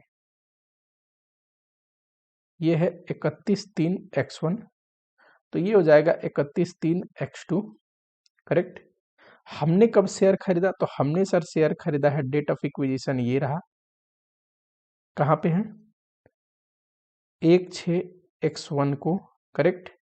कॉस्ट ऑफ इन्वेस्टमेंट कितना है, 2 लाख, कितना परसेंट, 30%, करेक्ट। इस साल में प्रॉफिट कितना कमाया कह रहा है, 80,000, है ना, and declare a dividend of 50,000 on 12/8/X1। और ये इस साल जो प्रॉफिट कमाया, तो यहां पे कहीं डिविडेंड दिया, ये डिविडेंड कब है, पिछले साल का है, क्लियरली कह रहा है, कितना, तो सर डिविडेंड दिया है 50,000, ठीक है। एक बात बताएंगे जरा, पिछले साल का जो डिविडेंड है जो यहाँ पे मिल रहा है, इसको क्या बोलते हैं? सर पिछले साल का जो डिविडेंड है जो यहाँ पे मिल रहा है, इसको बोला जाता है प्री इक्विजिशन डिविडेंड। सर हमने शेयर यहाँ पे खरीदा है, ठीक, इसके बाद की जो कमाई से डिविडेंड मिलेगी वो पोस्ट इक्विजिशन, पीछे इस कमाई से जो डिविडेंड मिल रही है, भले ही मिल रही है शेयर खरीदने के बाद, पर ये है कब की, पीछे ही कमाई का डिविडेंड, तो ये प्री इक्विजिशन डिविडेंड है, क्लियरली पता चल रहा है। Next, east India reported earning of 3 lakh during financial year 31/3/X2। कह रहा है इस फाइनेंशियल ईयर में, ये जो फाइनेंशियल ईयर है इसमें हमने कितना प्रॉफिट कमाया, 3 लाख है ना, 3 लाख इवेनली बोल रहा है, ठीक, यानी कि थ्रू आउट द मंथ हर एक महीने में सेम कमाया। ऐसा क्यों सर, हमें ये जो पीरियड है, जैसे कि ये अप्रैल से शुरू हुआ, तो अप्रैल मई 2 मंथ इधर और 10 मंथ इधर, सर ये 2 मंथ जो है ये प्री इक्विजिशन पीरियड में आएगा, और ये 10 मंथ जो है ये पोस्ट इक्विजिशन पीरियड में आएगा। हमें ये जरूरी है 10 मंथ जो है पोस्ट इक्विजिशन पीरियड में ध्यान रखना, क्यों, क्योंकि जब हम इस साल की प्रॉफिट देखेंगे तो पोस्ट इक्विजिशन प्रॉफिट ये सिर्फ 10 महीने की प्रॉफिट है, ये 3 लाख तो पूरा 12 मंथ का प्रॉफिट है, तो 10 मंथ का प्रॉफिट हमें निकालनी पड़ेगी। आगे बढ़ो, declare dividend of 60,000 on 12/6/X2। इस साल जो कमाई किया तो यहां कहीं पे डिविडेंड दिया, ये डिविडेंड कब का है, पिछले साल का है, ठीक है, कितना, 60,000 60,000, ठीक। क्या पूछ रहा है, calculate carrying amount of investment investment की वैल्यू बताइए। Separate financial statement of bright. Separate financial statement का मतलब stand alone. Stand alone financial statement में तो AS13 के अकॉर्डिंग हम इन्वेस्टमेंट की वैल्यू लेते हैं। AS13 के अकॉर्डिंग कॉस्ट ऑफ इन्वेस्टमेंट कितना है, 2 लाख। ठीक, अच्छा कब निकालना है, 31/3/X0। यहां पे निकालना है इन्वेस्टमेंट की वैल्यू, ये रहा साल के अंत में। सबसे पहला बताओ, जब 31/3/X2 में आप खड़े हो, स्टैंड अलोन फाइनेंशियल स्टेटमेंट में पूछ रहा है, सेपरेट फाइनेंशियल स्टेटमेंट में AS13 के अनुसार हम दिखाते हैं। AS13 क्या बोलता है, इन्वेस्टमेंट को कॉस्ट पे दिखाओ, तो ये रहा 2 लाख। लेकिन ध्यान रखेंगे एक बात, इस बार जो ये 50,000 का डिविडेंड मिला है, प्री इक्विजिशन डिविडेंड है, इन्वेस्टमेंट के कॉस्ट से घटता है लेस प्री इक्विजिशन डिविडेंड। मिला तो 50,000 है, पर ये कितने लोगों को मिला होगा, सारे लोगों को। मेरा कितना शेयर है, 30%, तो 30% इसका निकाल लो, 5 3 जा 15, 15,000 घटा दो, 1,85,000 है। ये रहा कॉस्ट ऑफ इन्वेस्टमेंट AS13 के अनुसार, जो हम normal stand alone financial statement में दिखाएंगे। क्या मुझे गुडविल कैपिटल रिजर्व वगैरह कैलकुलेट करके दिखाने की जरूरत है, नहीं। AS13 में तो ऐसी हमने रिक्वायरमेंट पड़ी नहीं। सेकंड, कंसोलिडेटेड फाइनेंशियल स्टेटमेंट में 31/3/X2, यानी कि 31/3/X2 में इन्वेस्टमेंट की वैल्यू कितनी है ये तो बताइए, लेकिन किसमें कंसोलिडेटेड फाइनेंशियल स्टेटमेंट में। हमें पता है बैलेंस शीट डेट पे कंसोलिडेटेड फाइनेंशियल स्टेटमेंट में इन्वेस्टमेंट की जब वैल्यू दिखाते हैं तो कॉस्ट ऑफ इन्वेस्टमेंट ठीक है, करेक्ट। साथ ही में प्री इक्विजिशन डिविडेंड घटना चाहिए, सर ये भी ठीक है। लेकिन पोस्ट इक्विजिशन प्रॉफिट, इसको ऐड करेंगे। पोस्ट इक्विजिशन प्रॉफिट से जो डिविडेंड मिला है, पोस्ट इक्विजिशन डिविडेंड, इसको लेस करेंगे। गुडविल या कैपिटल रिजर्व कितना आ रहा है, इसको भी डिस्क्लोज करेंगे। ठीक, तो यहां पे आ जाओ, पहले ये टिक करा दो, पहला नंबर यही है ना 1,85,000, ये रहा इन्वेस्टमेंट का कॉस्ट। वही अगर कंसोलिडेटेड फाइनेंशियल स्टेटमेंट में जा रहे हो तो इन्वेस्टमेंट का कॉस्ट तो लोगे, ठीक, कॉस्ट ऑफ इन्वेस्टमेंट। लेकिन जो पोस्ट इक्विजिशन शेयर में आपका प्रॉफिट है ये जुड़ता है। सर 3 लाख जो प्रॉफिट है, ये अगर 12 महीनों का है तो 10 महीनों का इतना, और उसमें मेरा 30% शेयर है। 3 लाख डिवाइड बाई 12 इंटू 10, 2,50,000, इसका 30%, 75,000 ये जुड़ा। ठीक, क्या पोस्ट इक्वेशन पीरियड का कोई डिविडेंड है, एक बात बताओ, क्या इस पीरियड के लिए कोई डिविडेंड हमने बांटा है, नहीं बांटा है। डिविडेंड तो यहां पे मिला है आपको अगली पीरियड में, देखते हैं, एक सेकंड देखो, तो ये रहा इन्वेस्टमेंट की वैल्यू। डिविडेंड तो इस पीरियड में कुछ मिला ही नहीं, घटा जोड़ दोगे तो इतना आएगा। अब ध्यान दे देखना, 30 से X2 पे आ गए ये इन्वेस्टमेंट की वैल्यू तो है, लेकिन उस समय जब हमें डिविडेंड मिल रहा है 60,000 का, तो ये जो डिविडेंड है ये पोस्ट इक्वेशन पीरियड का डिविडेंड है, पिछले साल का डिविडेंड है, पिछले साल हमने शेयर खरीदी थी, तो इसमें जो अपना 30% है ये घटाओगे और ये रहेगा इन्वेस्टमेंट की वैल्यू। ये पूछा नहीं हमसे कि पूछा है, 30 से X2 को पूछा है, देखें, हाँ पूछ रहा है इन्वेस्टमेंट की वैल्यू बताओ 36X2 को, तो 36X2 को आपको पता है ये भी डिविडेंड मिला है। अब यहां पे बच्चे का एक कंफ्यूजन हो सकता है कि सर ये डिविडेंड होल ईयर का है, होल ईयर का डिविडेंड है, पिछले साल 2 महीना पिछले साल 2 मंथ जो था ये प्री इक्वेशन पीरियड था, 10 मंथ था पोस्ट इक्वेशन पीरियड था। क्या हमें इस डिविडेंड को 2 मंथ और 10 मंथ में बांट के प्री पोस्ट करके फिर अपना शेयर करके एडजस्ट नहीं करना चाहिए? अब देखो, वैसे इतना करने की जरूरत नहीं, प्री इक्विजिशन डिविडेंड भी अगर हो तो कॉस्ट से घटाते हैं, और पोस्ट इक्विजिशन डिविडेंड भी अगर आगे आए तो 30 को आपको घटाना ही था। ठीक, तो ऐसे आपको बाइफरकेट करने की जरूरत नहीं है, जो डिविडेंड आएगा सीधा ही आप घटा सकते हैं। ठीक, चलो समझ में आया क्या? तो AS13 के अनुसार हमने दिखा दिया। आप बोलोगे सर जब हमने डेट ऑफ इक्विजिशन पे बाई किया तो उस समय गुडविल कैपिटल रिजर्व कितना था, ये इन्फॉर्मेशन तो दिया नहीं है तो हम निकाल ही नहीं सकते। ये तब निकालते हैं जब उस डेट को हमको share capital reserve and surplus का इंफॉर्मेशन हो, जो कि दिया ही नहीं है, तो कैसे निकालेंगे, संभव नहीं है। ठीक। चलो एक और चीज देख लो फटाफट से। अगर मल्टीपल एक्विजिशन है, यानी कि बार बार एक्वायर किया है, for example first time acquire किया है 10%, इस पे एग्जांपल आपके बुक में दिया है, बस समझा देता हूं। एक 4 को और एक 10 को एक्वायर किया 15%। पहले एक्विजिशन में तो वो एसोसिएट कंपनी बना नहीं। एसोसिएट कंपनी तो तब बनेगा ना जब सिग्निफिकेंट इन्फ्लुएंस हो, और कब होता है सिग्निफिकेंट इन्फ्लुएंस, जब 20% और मोर की वोटिंग पावर हो। पर सेकेंड इक्विजिशन में बन गया।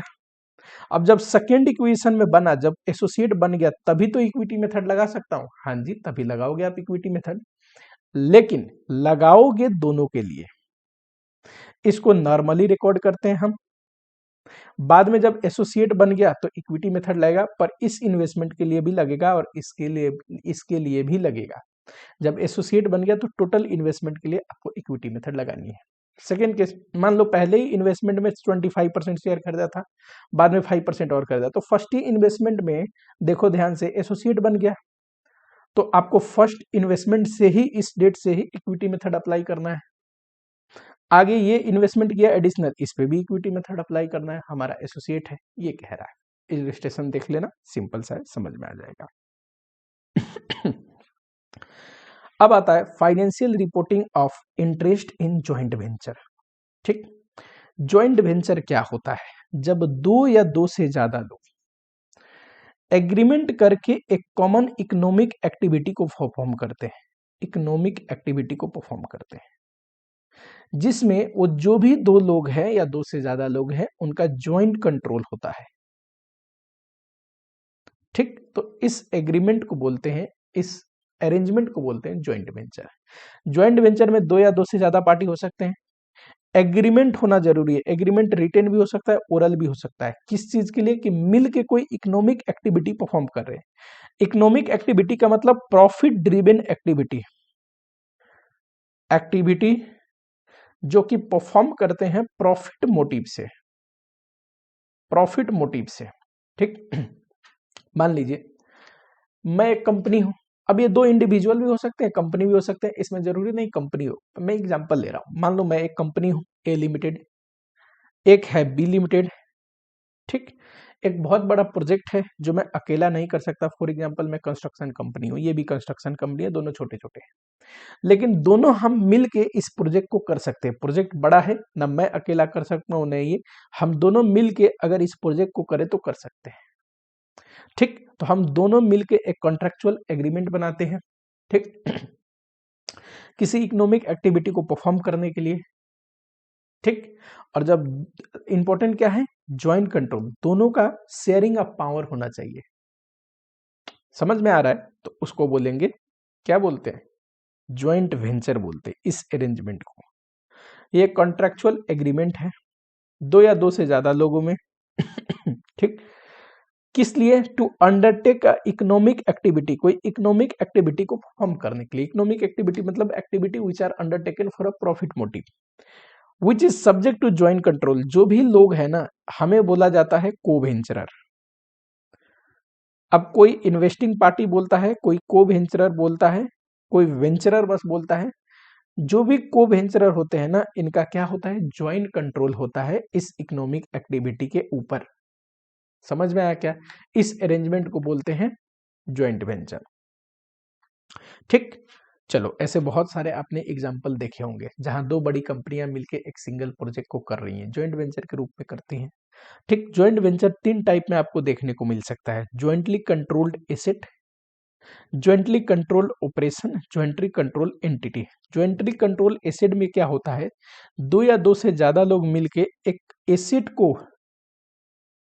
वेदर कंस्ट्रक्ट करते हैं, बनाते हैं, या फिर परचेज करते हैं, इंस्टॉल कराते हैं मतलब। ठीक, दोनों इसको अपनी इकोनॉमिक पर्पस के लिए यूज करते हैं, यानी कि बेनिफिट ड्राइव करते हैं, बेनिफिट डिराइव करते हैं। इसमें ज्यादा तामझाम है ही नहीं।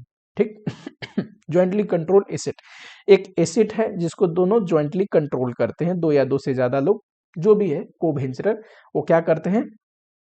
कंस्ट्रक्ट करेंगे या फिर इंस्टॉल कराएंगे, परचेज कराएंगे। लेकिन इंपॉर्टेंट बात क्या है कि कोई कॉमन एसेट को, कॉमन बेनिफिट की, दोनों इसकी बेनिफिट ले पाए, इसको बोलते हैं joint control asset. Joint control operation में क्या होता है, दो या दो से ज्यादा वेंचरर मिलके एक कोई बिजनेस करते हैं, जिसको ज्वाइंट बिजनेस आप बोल सकते हो। इसमें बिजनेस ऑपरेशन नहीं हो रहा था, इसमें बिजनेस ऑपरेशन होता है। हम एक बिजनेस परफॉर्म करते हैं साथ में मिलके। मेरा अपना एक बिजनेस है, जैसे कि मैंने कंस्ट्रक्शन का एग्जांपल लिया था, ठीक, वैसे किसी और बिजनेस का भी ले सकते हो। ए का अपना कोई बिजनेस है, बी का अपना कोई बिजनेस है, साथ में मिलके कोई बिजनेस ऑपरेशन परफॉर्म कर रहे हैं, तो ये क्या है, ज्वाइंटली कंट्रोल ऑपरेशन है। ठीक, ये दोनों ही केस में, चाहे ज्वाइंटली कंट्रोल एसेट हो, इसमें सिर्फ एसेट को हम एसेट कंस्ट्रक्ट करते हैं कॉमन बेनिफिट के लिए, इसमें कॉमन बिजनेस खोलते हैं दोनों मिलके। ठीक, दोनों ही केस में हम सेपरेट एंटिटी नहीं खोलते, सेपरेट लीगल एंटिटी को फॉर्म नहीं करते, यानी कि अलग से एक तीसरी कंपनी बना के उसमें बिजनेस चलाने की जरूरत नहीं है। लेकिन एक होता है ज्वाइंटली कंट्रोल एंटिटी, ए और बी मिलके कोई बिजनेस एक्टिविटी कर तो रहे हैं, लेकिन एक सेपरेट एंटिटी खोल लिया। मान लो ए बी लिमिटेड बना लिया एक कंपनी, ठीक, एक कंपनी खोला, ए बी प्राइवेट लिमिटेड बोलो जो भी है, सेपरेट लीगल एंटिटी को खोला, सेपरेट लीगल एंटिटी, किस पर्पस के लिए, तो इसमें भी बिजनेस ऑपरेशन हो रहा है। फर्क क्या है, इसमें सेपरेट लीगल एंटिटी है। सर सेपरेट लीगल एंटिटी होने से क्या फर्क पड़ता है, आपको पता है, सेपरेट लीगल एंटिटी है तो इसका फाइनेंशियल स्टेटमेंट भी बनेगा सेपरेट। इन केस में इनका फाइनेंशियल स्टेटमेंट सेपरेट बनने की जरूरत नहीं है। हम अपने अपने जरूरत जितना जितना रिक्वायरमेंट है उतना ट्रांजैक्शन रिकॉर्ड कर ले अपने बुक में, काम चल जाएगा। लेकिन इस केस में क्योंकि एक नया सेपरेट लीगल एंटिटी बना रहे हैं, तो सेपरेट फाइनेंशियल स्टेटमेंट हमें बनानी पड़ेगी। इसमें अलग से इसका बुक्स ऑफ अकाउंट डिटेल्ड में बनता है, इसमें बनाने की जरूरत नहीं। थोड़ा बहुत जो जरूरत है मेमोरेंडम बेसिस पे बना लेंगे। ठीक, मेमोरेंडम मतलब जैसे कि वर्किंग के बेसिस पे बना लेंगे, पर इसमें डिटेल बुक्स ऑफ अकाउंट बनता है, सेपरेट फाइनेंशियल स्टेटमेंट बनता है। क्यों, क्योंकि ये जो ज्वाइंट वेंचर है ये क्या है, सेपरेट लीगल एंटिटी है, सेपरेट लीगल एंटिटी है। तीनों के बारे में समझ में आया। ज्वाइंटली कंट्रोल एसेट में क्या होता है, चलो अब जरा समझा देता हूं फटाफट। सर ज्वाइंटली कंट्रोल्ड एसेट में कोई सेपरेट लीगल एंटिटी हम नहीं खोलते, दो जने मिलके बस एक कॉमन एसेट को कंस्ट्रक्ट कर रहे हैं। ठीक, there is a common control over joint asset. Joint asset क्यों बोल रहे हैं, क्योंकि दो या दो से ज्यादा जो वेंचरर है सबका उसमें कंट्रोल है। ठीक, सारे वेंचरर उस एसेट को यूज करते हैं अपने इकोनॉमिक बेनिफिट के लिए। अब हमने एसेट बनाया क्यों है, इकोनॉमिक बेनिफिट ड्राइव करने के लिए। सबका उसमें ज्वाइंट कंट्रोल है तो सब इकोनॉमिक बेनिफिट ड्राइव करेंगे, और लिखा होता है एग्रीमेंट में कि कैसे करेंगे। ठीक, अकाउंटिंग के लिए क्या ध्यान देना है आपको, इसमें देखो जितने भी को वेंचरर होते हैं, जैसे कि ए और बी हो गए, मिलके कोई ज्वाइंट कंट्रोल एसेट बना रहे हैं, तो करेंगे क्या, दोनों ए एंड बी रिकॉर्ड करेंगे अपने शेयर का एसेट, अपने बुक में दिखाएंगे। इनके हिस्से का जो एसेट है, मान लो इक्वली शेयर करते हैं तो इक्वल एसेट की वैल्यू दिखाएंगे, 40-60% करते हैं तो 40-60% एसेट की वैल्यू दिखाएंगे। ठीक, बिजनेस में कोई लायबिलिटी उस एसेट आपके लिए क्या है, जो ज्वाइंट एसेट आपने बनाया उसको, उसके शेयर का, अपने शेयर का एसेट दिखाओगे। कोई लायबिलिटी है तो अपने शेयर का लायबिलिटी दिखाओगे। साथ ही में कोई इनकम एंड एक्सपेंस होता है, उस एसेट से रिलेटेड इनकम जनरेट हो रही है बिजनेस में, या फिर कोई एक्सपेंस करना पड़ रहा है, तो अपने अपने शेयर का इनकम एक्सपेंस दिखाओगे। कहां पे दिखाओगे, अपनी बुक ऑफ अकाउंट में दिखाओगे। ए अपने बुक्स ऑफ अकाउंट में अपने शेयर का इनकम एक्सपेंस बुक करेगा, अपने शेयर का एसेट दिखाएगा। बी अपने बुक्स ऑफ अकाउंट में अपने शेयर का इनकम एक्सपेंस दिखाएगा, अपने शेयर का एसेट एंड लायबिलिटी दिखाएगा। क्या अलग से ये ज्वाइंट वेंचर का डिटेल बुक्स ऑफ अकाउंट बनेगा, नहीं। क्या अलग से ये ज्वाइंट वेंचर का फाइनेंशियल स्टेटमेंट डिटेल में बनेगा, नहीं। क्या कुछ बना सकते हैं, तो मेमोरेंडम बेसिस पे बना सकते हैं। ये मेमोरेंडम ज्वाइंट वेंचर अकाउंट बोल सकते हो, या फिर इसी को बुक में ना कंसोलिडेटेड पीएल बोल के बोला है, कंसोलिडेटेड बैलेंस शीट बोल के बोला है। कंसोलिडेटेड का मतलब मिला के टोटल इस ज्वाइंट वेंचर का। कंसोलिडेटेड का मतलब वो मत समझ जाना जो कंसोलिडेशन चैप्टर कहता है, ठीक। कहने का मतलब कंसोलिडेटेड मतलब टोटल ज्वाइंट वेंचर का, यहाँ पे कंसोलिडेशन का ये मतलब है, ठीक। ये क्या है, तो ये सर ड्राफ्ट है, मेमोरेंडम है, ठीक। चलो यही मैंने लिखा है, मेमोरेंडम ज्वाइंट वेंचर अकाउंट बना सकते हैं, या फिर इसको क्या बोल सकते हो, consolidated PL, consolidated balance sheet. एक एग्जांपल के रूप में आपको दिखाता हूं।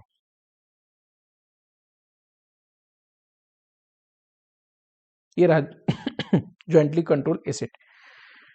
A and B and C decided to construct a pipeline to transport the gas from one place to another place that was manufactured by them for this purpose। अब ये मिल के क्या कर रहे हैं, जॉइंटली कंस्ट्रक्ट कर रहे हैं एक एसेट। उसके लिए फ्लोइंग एक्सपेंडिचर वर इंकर्ड, बिल्डिंग ये रहा, डिप्रिसिएशन 5% है, तो एक साल का कितना होगा, 60,000 डिप्रिसिएशन। अब बताओ एक साल का 60%, तो 12 लाख में से 60% डिप्सन चला जाएगा तो 11,40,000 आएगा, करेक्ट। ध्यान से जरा देखना ये कैसे शेयर करते हैं। Also decided to bear total expenditure, यहाँ पे इक्वली वर्ड लिखा है। चलो आगे पढ़ते हैं। पाइपलाइन है, ये भी हमारे लिए इन्वेस्टमेंट है, एसेट है, 60 लाख का, डिप्रिसिएशन 15% है। वैसे ही computer and other electronic 3 lakh, depreciation 40%। Vehicle है, डिप्रिसिएशन ये रहा।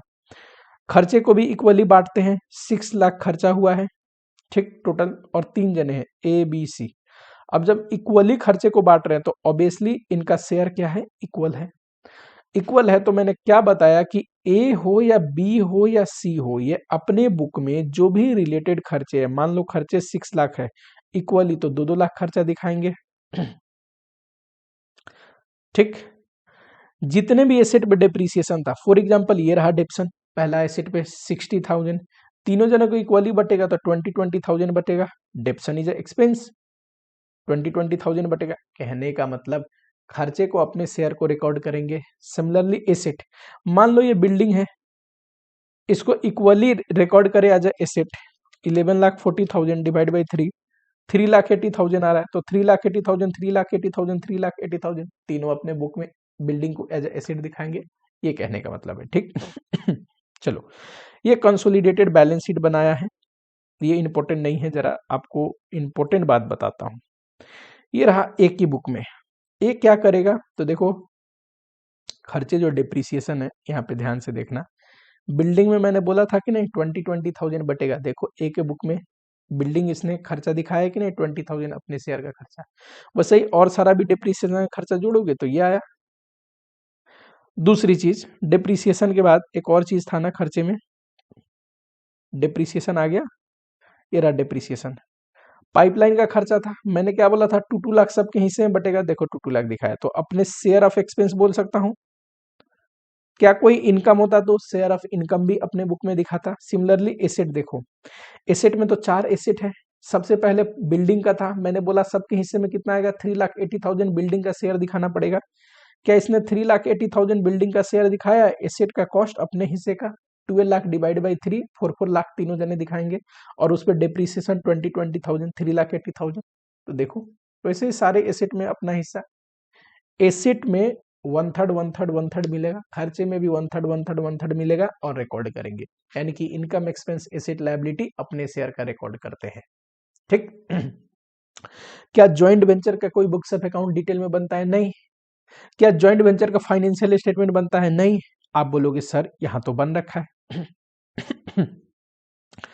कंसोलिडेटेड फाइनेंशियल स्टेटमेंट, अरे बच्चे ये एक जस्ट मेमोरेंडम है, एक बस वर्किंग है, नॉलेज के लिए बना लेते हैं कि ज्वाइंट वेंचर का टोटल, ऐसे भी पता चल जाएगा तीनों का टोटल, ज्वाइंट वेंचर का टोटल, ठीक। तो कंसोलिडेटेड वर्ड है ये, जस्ट एक ड्राफ्ट है ये, समझ में आया क्या आपको। चलो नेक्स्ट आते हैं, अगला है jointly control operation. Jointly control operations में क्या होता है, एस लगा लेना यहाँ पे, 2 या 2 से ज्यादा वेंचरर जो है वो मिलके बिजनेस करते हैं, बिजनेस ऑपरेशन परफॉर्म करते हैं ठीक। ज्वाइंटली ये लिखा है separate business operation of joint venture, joint venture का सेपरेट बिजनेस होता है, जैसे कि ए और बी थे, मिल के एक कॉमन बिजनेस खोला, सेपरेट बिजनेस खोला एक ज्वाइंट वेंचर के रूप में, तो यह क्या है, ज्वाइंटली कंट्रोल ऑपरेशन। लेकिन ये भी सेपरेट एंटिटी के रूप में नहीं खोला है। तो जब सेपरेट लीगल एंटिटी नहीं है तो ज्वाइंटली कंट्रोल ऑपरेशन बोलेंगे। सेपरेट लीगल एंटिटी के रूप में खुला तो ज्वाइंटली कंट्रोल एंटिटी तीसरे वाले में आ जाएगा। ठीक, यहां पे भी क्या होता है, तो अपने शेयर ऑफ रेवेन्यू और एक्सपेंस जो भी होता है एग्रीमेंट के अनुसार वो हम दिखाते हैं अपने रेस्पेक्टिव फाइनेंशियल स्टेटमेंट में। ठीक, वेंचरर यूज, जो भी हम एसेट यूज करते हैं, लायबिलिटी मीट करते हैं, लायबिलिटी इनकर्ड करते हैं, वो दिखाते हैं अपने हिस्से का। यहां देखना, अगर आपसे पूछे क्वेश्चन तो मैं भी पूछ सकता है कंसोलिडेटेड पीएल बनाओ, या इसी को मैंने मेमोरेंडम ज्वाइंट वेंचर अकाउंट लिख दिया है। ठीक जितने भी दो वेंचरर मैंने एग्जांपल लिया ए और बी, दोनों ने इनकम जो जनरेट किया वो ले लो, दोनों का एक्सपेंस जो जनरेट हुआ उनके शेयर का वो ले लो, ये आ गया ज्वाइंट वेंचर का प्रॉफिट। कोई गुड्स टेकन ओवर है तो वो भी यहाँ पे दिखा दोगे। ठीक, ये तो हो गया ज्वाइंट वेंचर का प्रॉफिट निकालने का। इंडिविजुअल वेंचरर का तो मान लो ए के बुक में ज्वाइंट वेंचर अकाउंट बना रहे हैं, ए का इनकम दिखाएंगे, ए का एक्सपेंस दिखाएंगे, ए का प्रॉफिट दिखाएंगे। कई बार बैलेंस मैच नहीं करता, बैंक अकाउंट से दिखाना पड़ेगा। ऑब्वियसली इसके में बैंक क्रेडिट में आया है, तो जब बी का दिखाओगे ना तो उसके में मैच नहीं करेगा, तो इधर आएगा बैंक अकाउंट। आप बोलोगे सर बैलेंस मैच क्यों नहीं कर रहा? देखो बच्चे, यहाँ पे जो इनकम और एक्सपेंस बुक होता है ये है टोटल बेसिस पे। जो प्रॉफिट शेयरिंग होती है, ये प्रॉफिट है वो एक्चुअल में शेयरिंग होती है एज पर एग्रीमेंट। ऐसा हो सकता है कि मेरे हिस्से का खर्चे 40 लाख है, पर मैंने बैंक से पेमेंट 30 लाख ही किया था। ठीक, तो खर्चा तो मुझे 40 लाख बियर करना पड़ा, पेमेंट अभी 30 लाख किया है। तो 10 लाख जो कम किया है वो कौन किया होगा? मेरा दूसरा पार्टी, तो उसे देना नहीं पड़ेगा, है कि नहीं? तो बिल्कुल ये पॉसिबल है कि इनकम और एक्सपेंस जो है जिस रेशियो में बटी होती है, इस रेशियो में हम लोग खर्चे मीट करे हैं या रेवेन्यू रिसीव करें, जरूरी नहीं है। ठीक है, तो अंत में जो बैलेंस होता है वो कैश से, बैंक से मतलब सेटल हो जाता है। चलो इसके ऊपर भी क्वेश्चन है।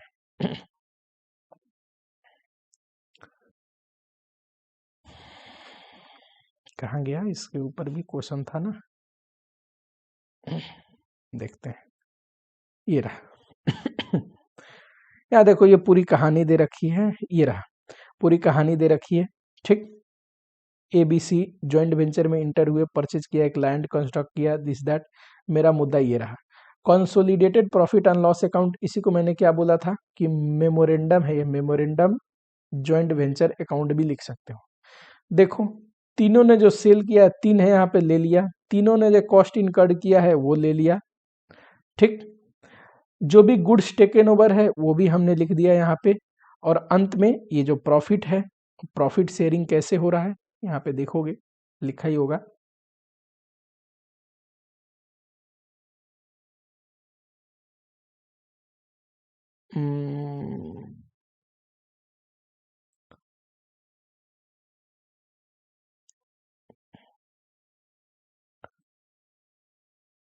चलो देख लेना, प्रॉफिट शेयरिंग है तो प्रॉफिट लिख दिया। ठीक, तो ये तो हो गया सर कंसोलिडेटेड।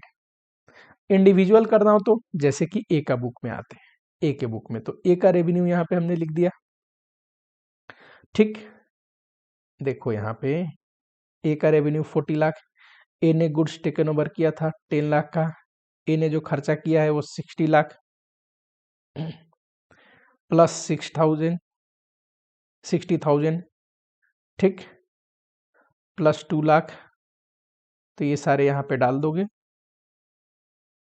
ठीक, तो ऑटोमेटिकली प्रॉफिट भी डाल दोगे ए के हिस्से का, ये रहा 6,30,000।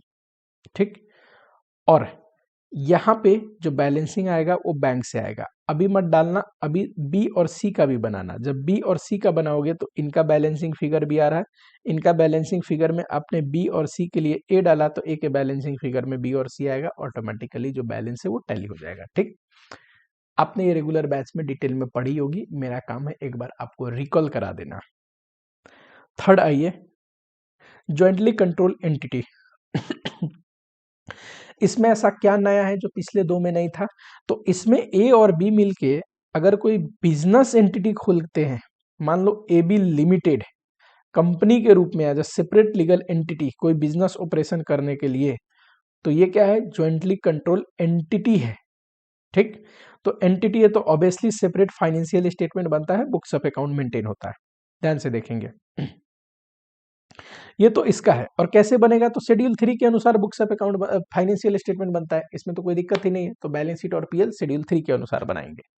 ठीक अब आता है जरा ए और बी के बुक में क्या करेंगे। ये तो अपना फाइनेंशियल स्टेटमेंट बनाएगा शेड्यूल 3 के अनुसार, ये मैंने आपको बता दिया, इसमें कोई डाउट नहीं है। ठीक, जैसे इसका ट्रायल बैलेंस दिया रहेगा, आपको फाइनेंशियल स्टेटमेंट बनानी पड़ेगी, बैलेंस शीट और पीएल। इनके बुक में अब जरा ध्यान देना, अगर ये सेपरेट सेपरेट फाइनेंशियल स्टेटमेंट बना रहे हैं, जिसको हम क्या बोलते हैं, स्टैंड अलोन। स्टैंड अलोन, एक का एग्जांपल ले लेता हूं, दूसरे का समझ में आ जाएगा। ए तो दो फाइनेंशियल स्टेटमेंट बनाएगा ना, एक स्टैंड अलोन और एक अपना consolidated financial statement, subsidiary, associate, joint venture को ध्यान में रखते हुए। ठीक, स्टैंड अलोन फाइनेंशियल स्टेटमेंट में AS 13 के अनुसार नॉर्मल हम इन्वेस्टमेंट दिखाते हैं। ठीक, जैसे इन्वेस्टमेंट दिखाते हैं, investment account debit to bank, investment record कर लिया, इन्वेस्टमेंट कॉस्ट पे दिखेगा। लेकिन जब कंसोलिडेटेड फाइनेंशियल स्टेटमेंट बनाएंगे तब AS 27 कुछ कहता है, उसको ध्यान रखना है। क्या कहता है, तो AS 27 कहता है कि प्रोपोर्शनेट कंप्लीशन कंसोलिडेशन मेथड आपको एडॉप्ट करना है। लेकिन AS 27 कहता है एक केस में एडॉप्ट नहीं करता है, इन फ्लोइंग 2 केसेस। कौन से केस, अगर ज्वाइंट वेंचर टेम्पोररी हो, ये तो सर एसोसिएट में भी है, एसोसिएट टेम्पोररी है तो हमें कंसोलिडेशन नहीं करना होता है, AS 13 के अनुसार इन्वेस्टमेंट दिखाना होता है। सर ये तो सब्सिडरी में भी था कि सब्सिडरी अगर टेम्पोररी है तो हमें कंसोलिडेशन नहीं करना पड़ता, AS 13 के अनुसार इन्वेस्टमेंट दिखानी पड़ती है। हाँ, वैसे ही यहाँ पे भी है, अगर ज्वाइंट वेंचर टेम्पोररी है, दो ही केस में टेम्पोररी माना जाता है, अगर हेल्ड फॉर सेल है इन नियर फ्यूचर, यानी कि टेम्पोररी इन्वेस्टमेंट आपने किया है, या दूसरा लॉन्ग टर्म रिस्ट्रिक्शन है on a fund transfer to parent company, यानी कि ज्वाइंट वेंचर पेरेंट कंपनी को फंड ट्रांसफर, जो इन्वेस्टिंग कंपनी है, जो वेंचरर कंपनी है, उनको फंड ट्रांसफर नहीं कर सकता, उस पर लॉन्ग टर्म रिस्ट्रिक्शन है। उस केस में हम ज्वाइंट वेंचर को नॉर्मली AS 13 के अनुसार इन्वेस्टमेंट ही दिखाते हैं। ठीक यही मैंने लिखा है। देखेंगे कि अगर ज्वाइंट वेंचर टेम्पोररी है क्या, इन दो केस में टेम्पोररी माना जाता है। अगर हाँ टेम्पोररी है तो AS 13 के अनुसार नॉर्मल इन्वेस्टमेंट दिखा दो, ज्वाइंट वेंचर में जो शेयर आपने डाला है, जो पैसा इन्वेस्ट किया है, वो आपकी इन्वेस्टमेंट है, investment account debit to bank. लेकिन अगर टेम्पोररी नहीं है तब आपको प्रोपोर्शनेट कंसोलिडेशन मेथड अडॉप्ट करना है। ये तो बहुत आसान है, कंसोलिडेशन आपने पढ़ी है। सब्सिडरी के केस में हम कंप्लीट कंसोलिडेशन करते हैं, सारे एसेट लाते हैं, सारे लायबिलिटी लाते हैं, फिर शेयर कैपिटल एंड रिजर्व की भी एडजस्टमेंट करते हैं, माइनॉरिटी इंटरेस्ट निकालते हैं। बड़ा मुश्किल प्रोसेस है। प्रोपोर्शनेट कंसोलिडेशन बड़ा सिंपल है। मान लो ये रहा मैं ए लिमिटेड, मैं अपना बुक बना रहा हूं, ये बी लिमिटेड, हमारा एक ज्वाइंट वेंचर है AB, करेक्ट। अब यहां पे देखो, मान लो मैं अपना स्टैंड अलोन फाइनेंशियल स्टेटमेंट बना रहा हूँ, AS 13 के अनुसार नॉर्मल इन्वेस्टमेंट दिखेगा कॉस्ट पे, लेकिन कंसोलिडेटेड फाइनेंशियल स्टेटमेंट बना रहा हूँ और मैंने पता किया कि ये जो ज्वाइंट वेंचर अपना है ये टेम्पोररी नहीं है, तो मुझे तो AS 27 के अनुसार प्रोपोर्शनेट कंप्लीशन मेथड लगाना पड़े, कंसोलिडेशन मेथड लगाना पड़ेगा। कैसे कंसोलिडेशन मेथड लगता है, प्रोपोर्शनेट कंसोलिडेशन, ध्यान से सुनना। जब मैं अपना बैलेंस शीट बनाऊंगा ना, कंसोलिडेटेड बैलेंस शीट, तो जो भी एसेट और लायबिलिटी है उसमें अपना जो शेयर है ना, मान लो मेरा शेयर है 40%, तो 40% एसेट का, 40% लायबिलिटी का लेके अपने एसेट लायबिलिटी में जोड़ दूंगा, line by line, item by item. Property plant equipment है 30%, 40% था ना, 40% लूंगा उसका, अपने प्रॉपर्टी प्लांट इक्विपमेंट में जोड़ दूंगा। ठीक दूसरा, हाँ, ये तो बैलेंस शीट का हो गया। पीएल में तो जो भी रेवेन्यू एंड एक्सपेंस का आइटम होगा वो हमें पीएल में लाके जोड़ देना है अपने शेयर का, line by line, item by item. Line by line, item by item मतलब जो एक्सपेंस जिससे रिलेटेड है उसी में लाके जोड़ा जाता है, ये कहने का मतलब है। तो सर मैच कैसे करेगा, गुडविल कैपिटल रिजर्व आपको निकालनी पड़ेगी, जैसे कॉस्ट ऑफ कंट्रोल करके वहां निकालते थे। ठीक कंसोलिडेशन करने का तरीका, अपने शेयर का एसेट, अपने शेयर का एक्सपेंस, ये तो एंट्री है, आपको पास करने की जरूरत नहीं, जर्नल एंट्री। ये जर्नल एंट्री मैंने पास कर दिया है, आपको पास करने की जरूरत नहीं। सिंपल भाषा में बताऊं, एसेट लायबिलिटी किस में टोटल कर देना है, अपने बैलेंस शीट में। कितना? सिर्फ अपना शेयर 40% है तो 40% एसेट लायबिलिटी का। एक्सपेंस इनकम कहां पे कर देना है आपको? पीएल में ले आके ऐड कर देना है, सिर्फ अपना share. And goodwill capital reserve आपको दिखाना है। गुडविल कैपिटल रिजर्व कैसे निकलेगा? ताकि इस जर्नल एंट्री से निकाल लो, या फिर जर्नल एंट्री से नहीं निकालनी है तो कोई दिक्कत नहीं, वैसे इस जर्नल एंट्री से भी निकाल लोगे तो चलेगा। ठीक, इन्वेस्टमेंट के कॉस्ट से जैसे इस जर्नल एंट्री में अगर आप देखोगे तो यहाँ पे जो भी बैलेंसिंग फिगर आता है ना, वही है गुडविल या कैपिटल रिजर्व। गुडविल या कैपिटल रिजर्व जो है ये आपको दिखाना है बैलेंस शीट में। बैलेंस शीट में जब ये बैलेंस शीट में गुडविल या कैपिटल रिजर्व डालोगे तो ऑटोमेटिकली क्या हो जाएगा? टैली हो जाएगा। ठीक, सेपरेटली अगर आपको दिखाना हो तो एसेट इनकम एक्सपेंस तो रिकॉर्ड हो गया पीएल में। ठीक, एसेट लायबिलिटी नेट एसेट होते हैं, और हमें पता है कॉस्ट ऑफ इन्वेस्टमेंट में से अपने शेयर का शेयर ऑफ नेट एसेट घटा देते हैं। नेट एसेट जो कि share capital and reserve and surplus का शेयर है, तो ये गुडविल या कैपिटल रिजर्व आता है। ऐसे भी निकाल सकते हो, इस जर्नल एंट्री में डालोगे तो एग्जैक्ट गुडविल या कैपिटल रिजर्व ऐसे भी आ जाएगा। ठीक, तो ये चीज आपको ध्यान रखनी है कि प्रोपोर्शनेट कंसोलिडेशन करना है। एसेट लायबिलिटी इनकम एक्सपेंस अपने शेयर का ले आके जोड़ देना है। ठीक, गुडविल या कैपिटल रिजर्व दिखाओगे, बैलेंसिंग फिगर ऑटोमेटिकली टैली हो जाएगा। एसेट लायबिलिटी को बैलेंस शीट में कंसोलिडेट करना है अपना शेयर। एक सेकेंड, ये रहा।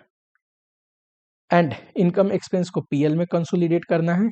एमआई बनाने की जरूरत नहीं, एमआई तब बनाते हैं जब हम कंप्लीट कंसोलिडेशन कर रहे हैं, सारे एसेट लायबिलिटी को लेके जोड़ रहे हैं। ठीक तो बाहर वाले के शेयर का जो एसेट लायबिलिटी दिखाया उसके लिए एमआई दिखाना पड़ता है, पर यहाँ पे सिर्फ अपना शेयर जोड़ रहे हैं तो एमआई दिखाने की जरूरत नहीं है। ये इंपॉर्टेंट पॉइंट है। अगर कोई ए और बी है, मिलके ए बी लिमिटेड बनाए एज अ ज्वाइंट वेंचर, अगर कोई भी ट्रांजेक्शन है इस को वेंचर और इस ज्वाइंट वेंचर में, मान लो इसने कोई एसेट ट्रांसफर किया, तो उस पे कोई भी ट्रांसफर अगर होता है ना, तो उस पे जो भी गेन और लॉस होता है ये रिकॉग्नाइज नहीं करेगा अपने बुक में। कोई भी पार्टी अगर कोई ट्रांसफर होता है उस पार्टी का ज्वाइंट वेंचर के साथ, तो उस पे गेन और लॉस जो है वो रिकॉग्नाइज नहीं करेगा। ठीक, लेकिन अगर दूसरे पार्टी ने कोई ट्रांसफर किया और उसकी जब दूसरे पार्टी कोई ट्रांसफर करेगी तो उस पे जो गेन और लॉस आएगा अपने शेयर का, ऑन शेयर का, ये हम रिकॉग्नाइज करते हैं। पहले देख लो फिर समझाता हूं। अपना जो ट्रांसफर है उस पे गेन लॉस रिकॉग्नाइज नहीं करेंगे, दूसरे पार्टी का ट्रांसफर है उस पे गेन लॉस रिकॉग्नाइज करेंगे। क्या? अपने शेयर बराबर का। जैसे कि यहाँ पे एक गेन लॉस का भी एग्जांपल दे ही रखा होगा।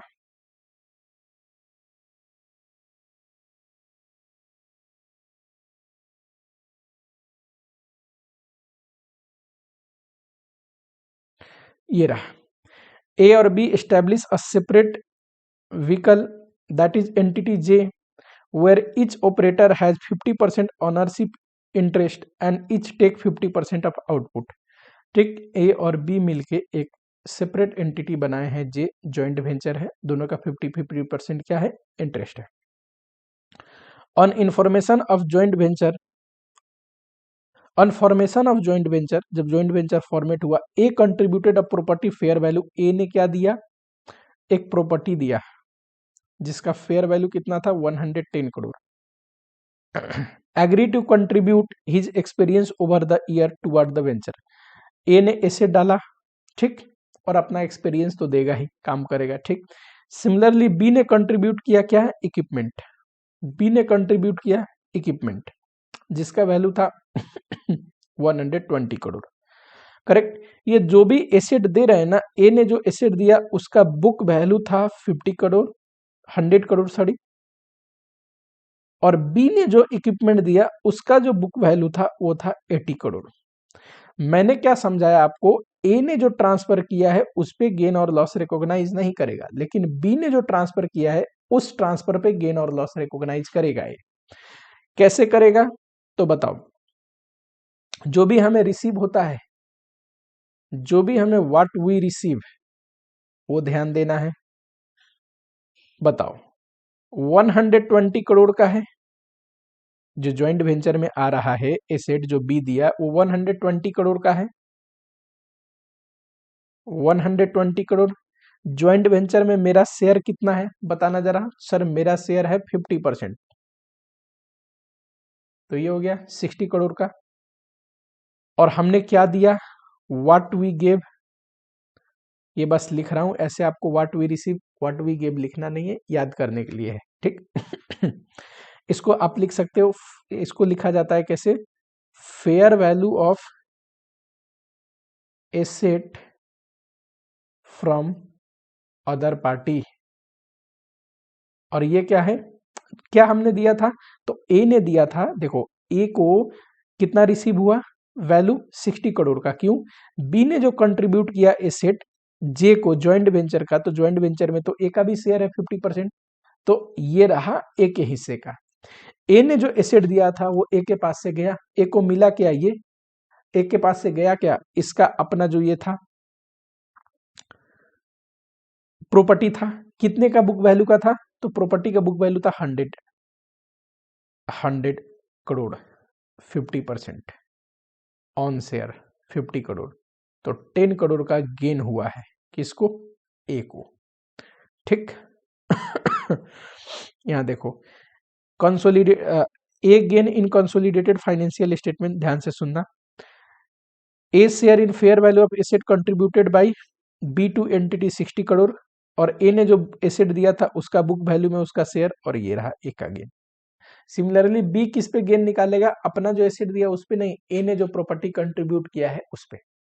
जो भी पार्टी है जो खुद से ट्रांसफर कर रही है उस पे गेन लॉस रिकॉग्नाइज नहीं करती, दूसरी पार्टी जो ट्रांसफर करती है उस पे गेन लॉस रिकॉग्नाइज करती है। कैसे करती है, जो एसेट रिसीव हुआ उसमें अपना शेयर कितना है, और जो हमने एसेट दिया उसका बुक वैल्यू कितना था, उसमें अपना शेयर कितना है घटा देंगे तो गेन और लॉस आएगा।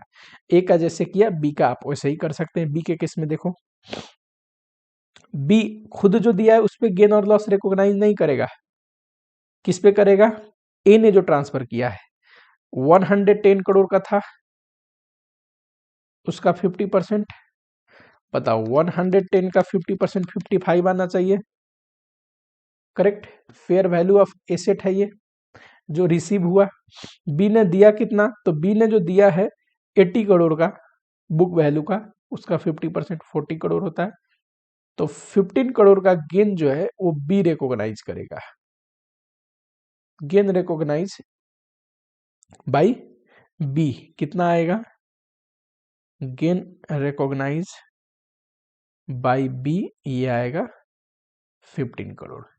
समझ में आया क्या, ये कहने का मतलब है कि अगर कोई ट्रांसफर है तो अपने ट्रांसफर के वे गेन और लॉस हम रिकॉग्नाइज नहीं करेंगे, जो दूसरी पार्टी के ट्रांसफर में उस पे हम गेन और लॉस रिकॉग्नाइज करते हैं, ठीक। किसमें, कंसोलिडेटेड फाइनेंशियल स्टेटमेंट में।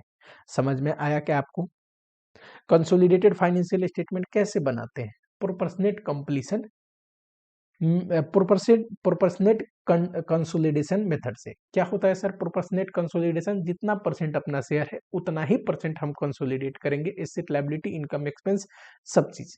कैसे, line by line, item by item, ठीक है। गुडविल कैपिटल रिजर्व आपको डालनी पड़ेगी तभी बैलेंस टैली होगा, नहीं तो टैली ही नहीं होगा, ठीक। चलो आई होप आप लोगों को समझ में आया। अब जरा क्वेश्चन आप करना, होप कि आप लोगों को सारे कंसेप्ट क्लियर हुए होंगे, ठीक है। कोई डाउट हो तो कमेंट बॉक्स में लिखो, उससे रिलेटेड मैं कवर कर लूंगा। एक और इम्पोर्टेंट बात, जो बच्चे अभी तक देख रहे हैं लास्ट तक, किसी बच्चे ने बोला था कि MTP2 जो है किसका, कॉस्टिंग का, इसको करा देने के लिए जरा कमेंट करना MTP2 कैसा आया था, मैंने अभी तक देखा नहीं है, ठीक। क्या MTP2 की रिक्वायरमेंट है, जो थोड़ा मुश्किल था, लेंदी था, क्या था, कराने की जरूरत है, कोशिश मैं करूंगा कि MTP2 कराऊं, ठीक है। फाइनेंशियल मैनेजमेंट का भी MTP कैसा आया था इस बार का, आप लोग कमेंट करके बताओ। कोई डाउट है तो कमेंट करो, मिलता हूं आप लोगों से नेक्स्ट लेक्चर में, ठीक।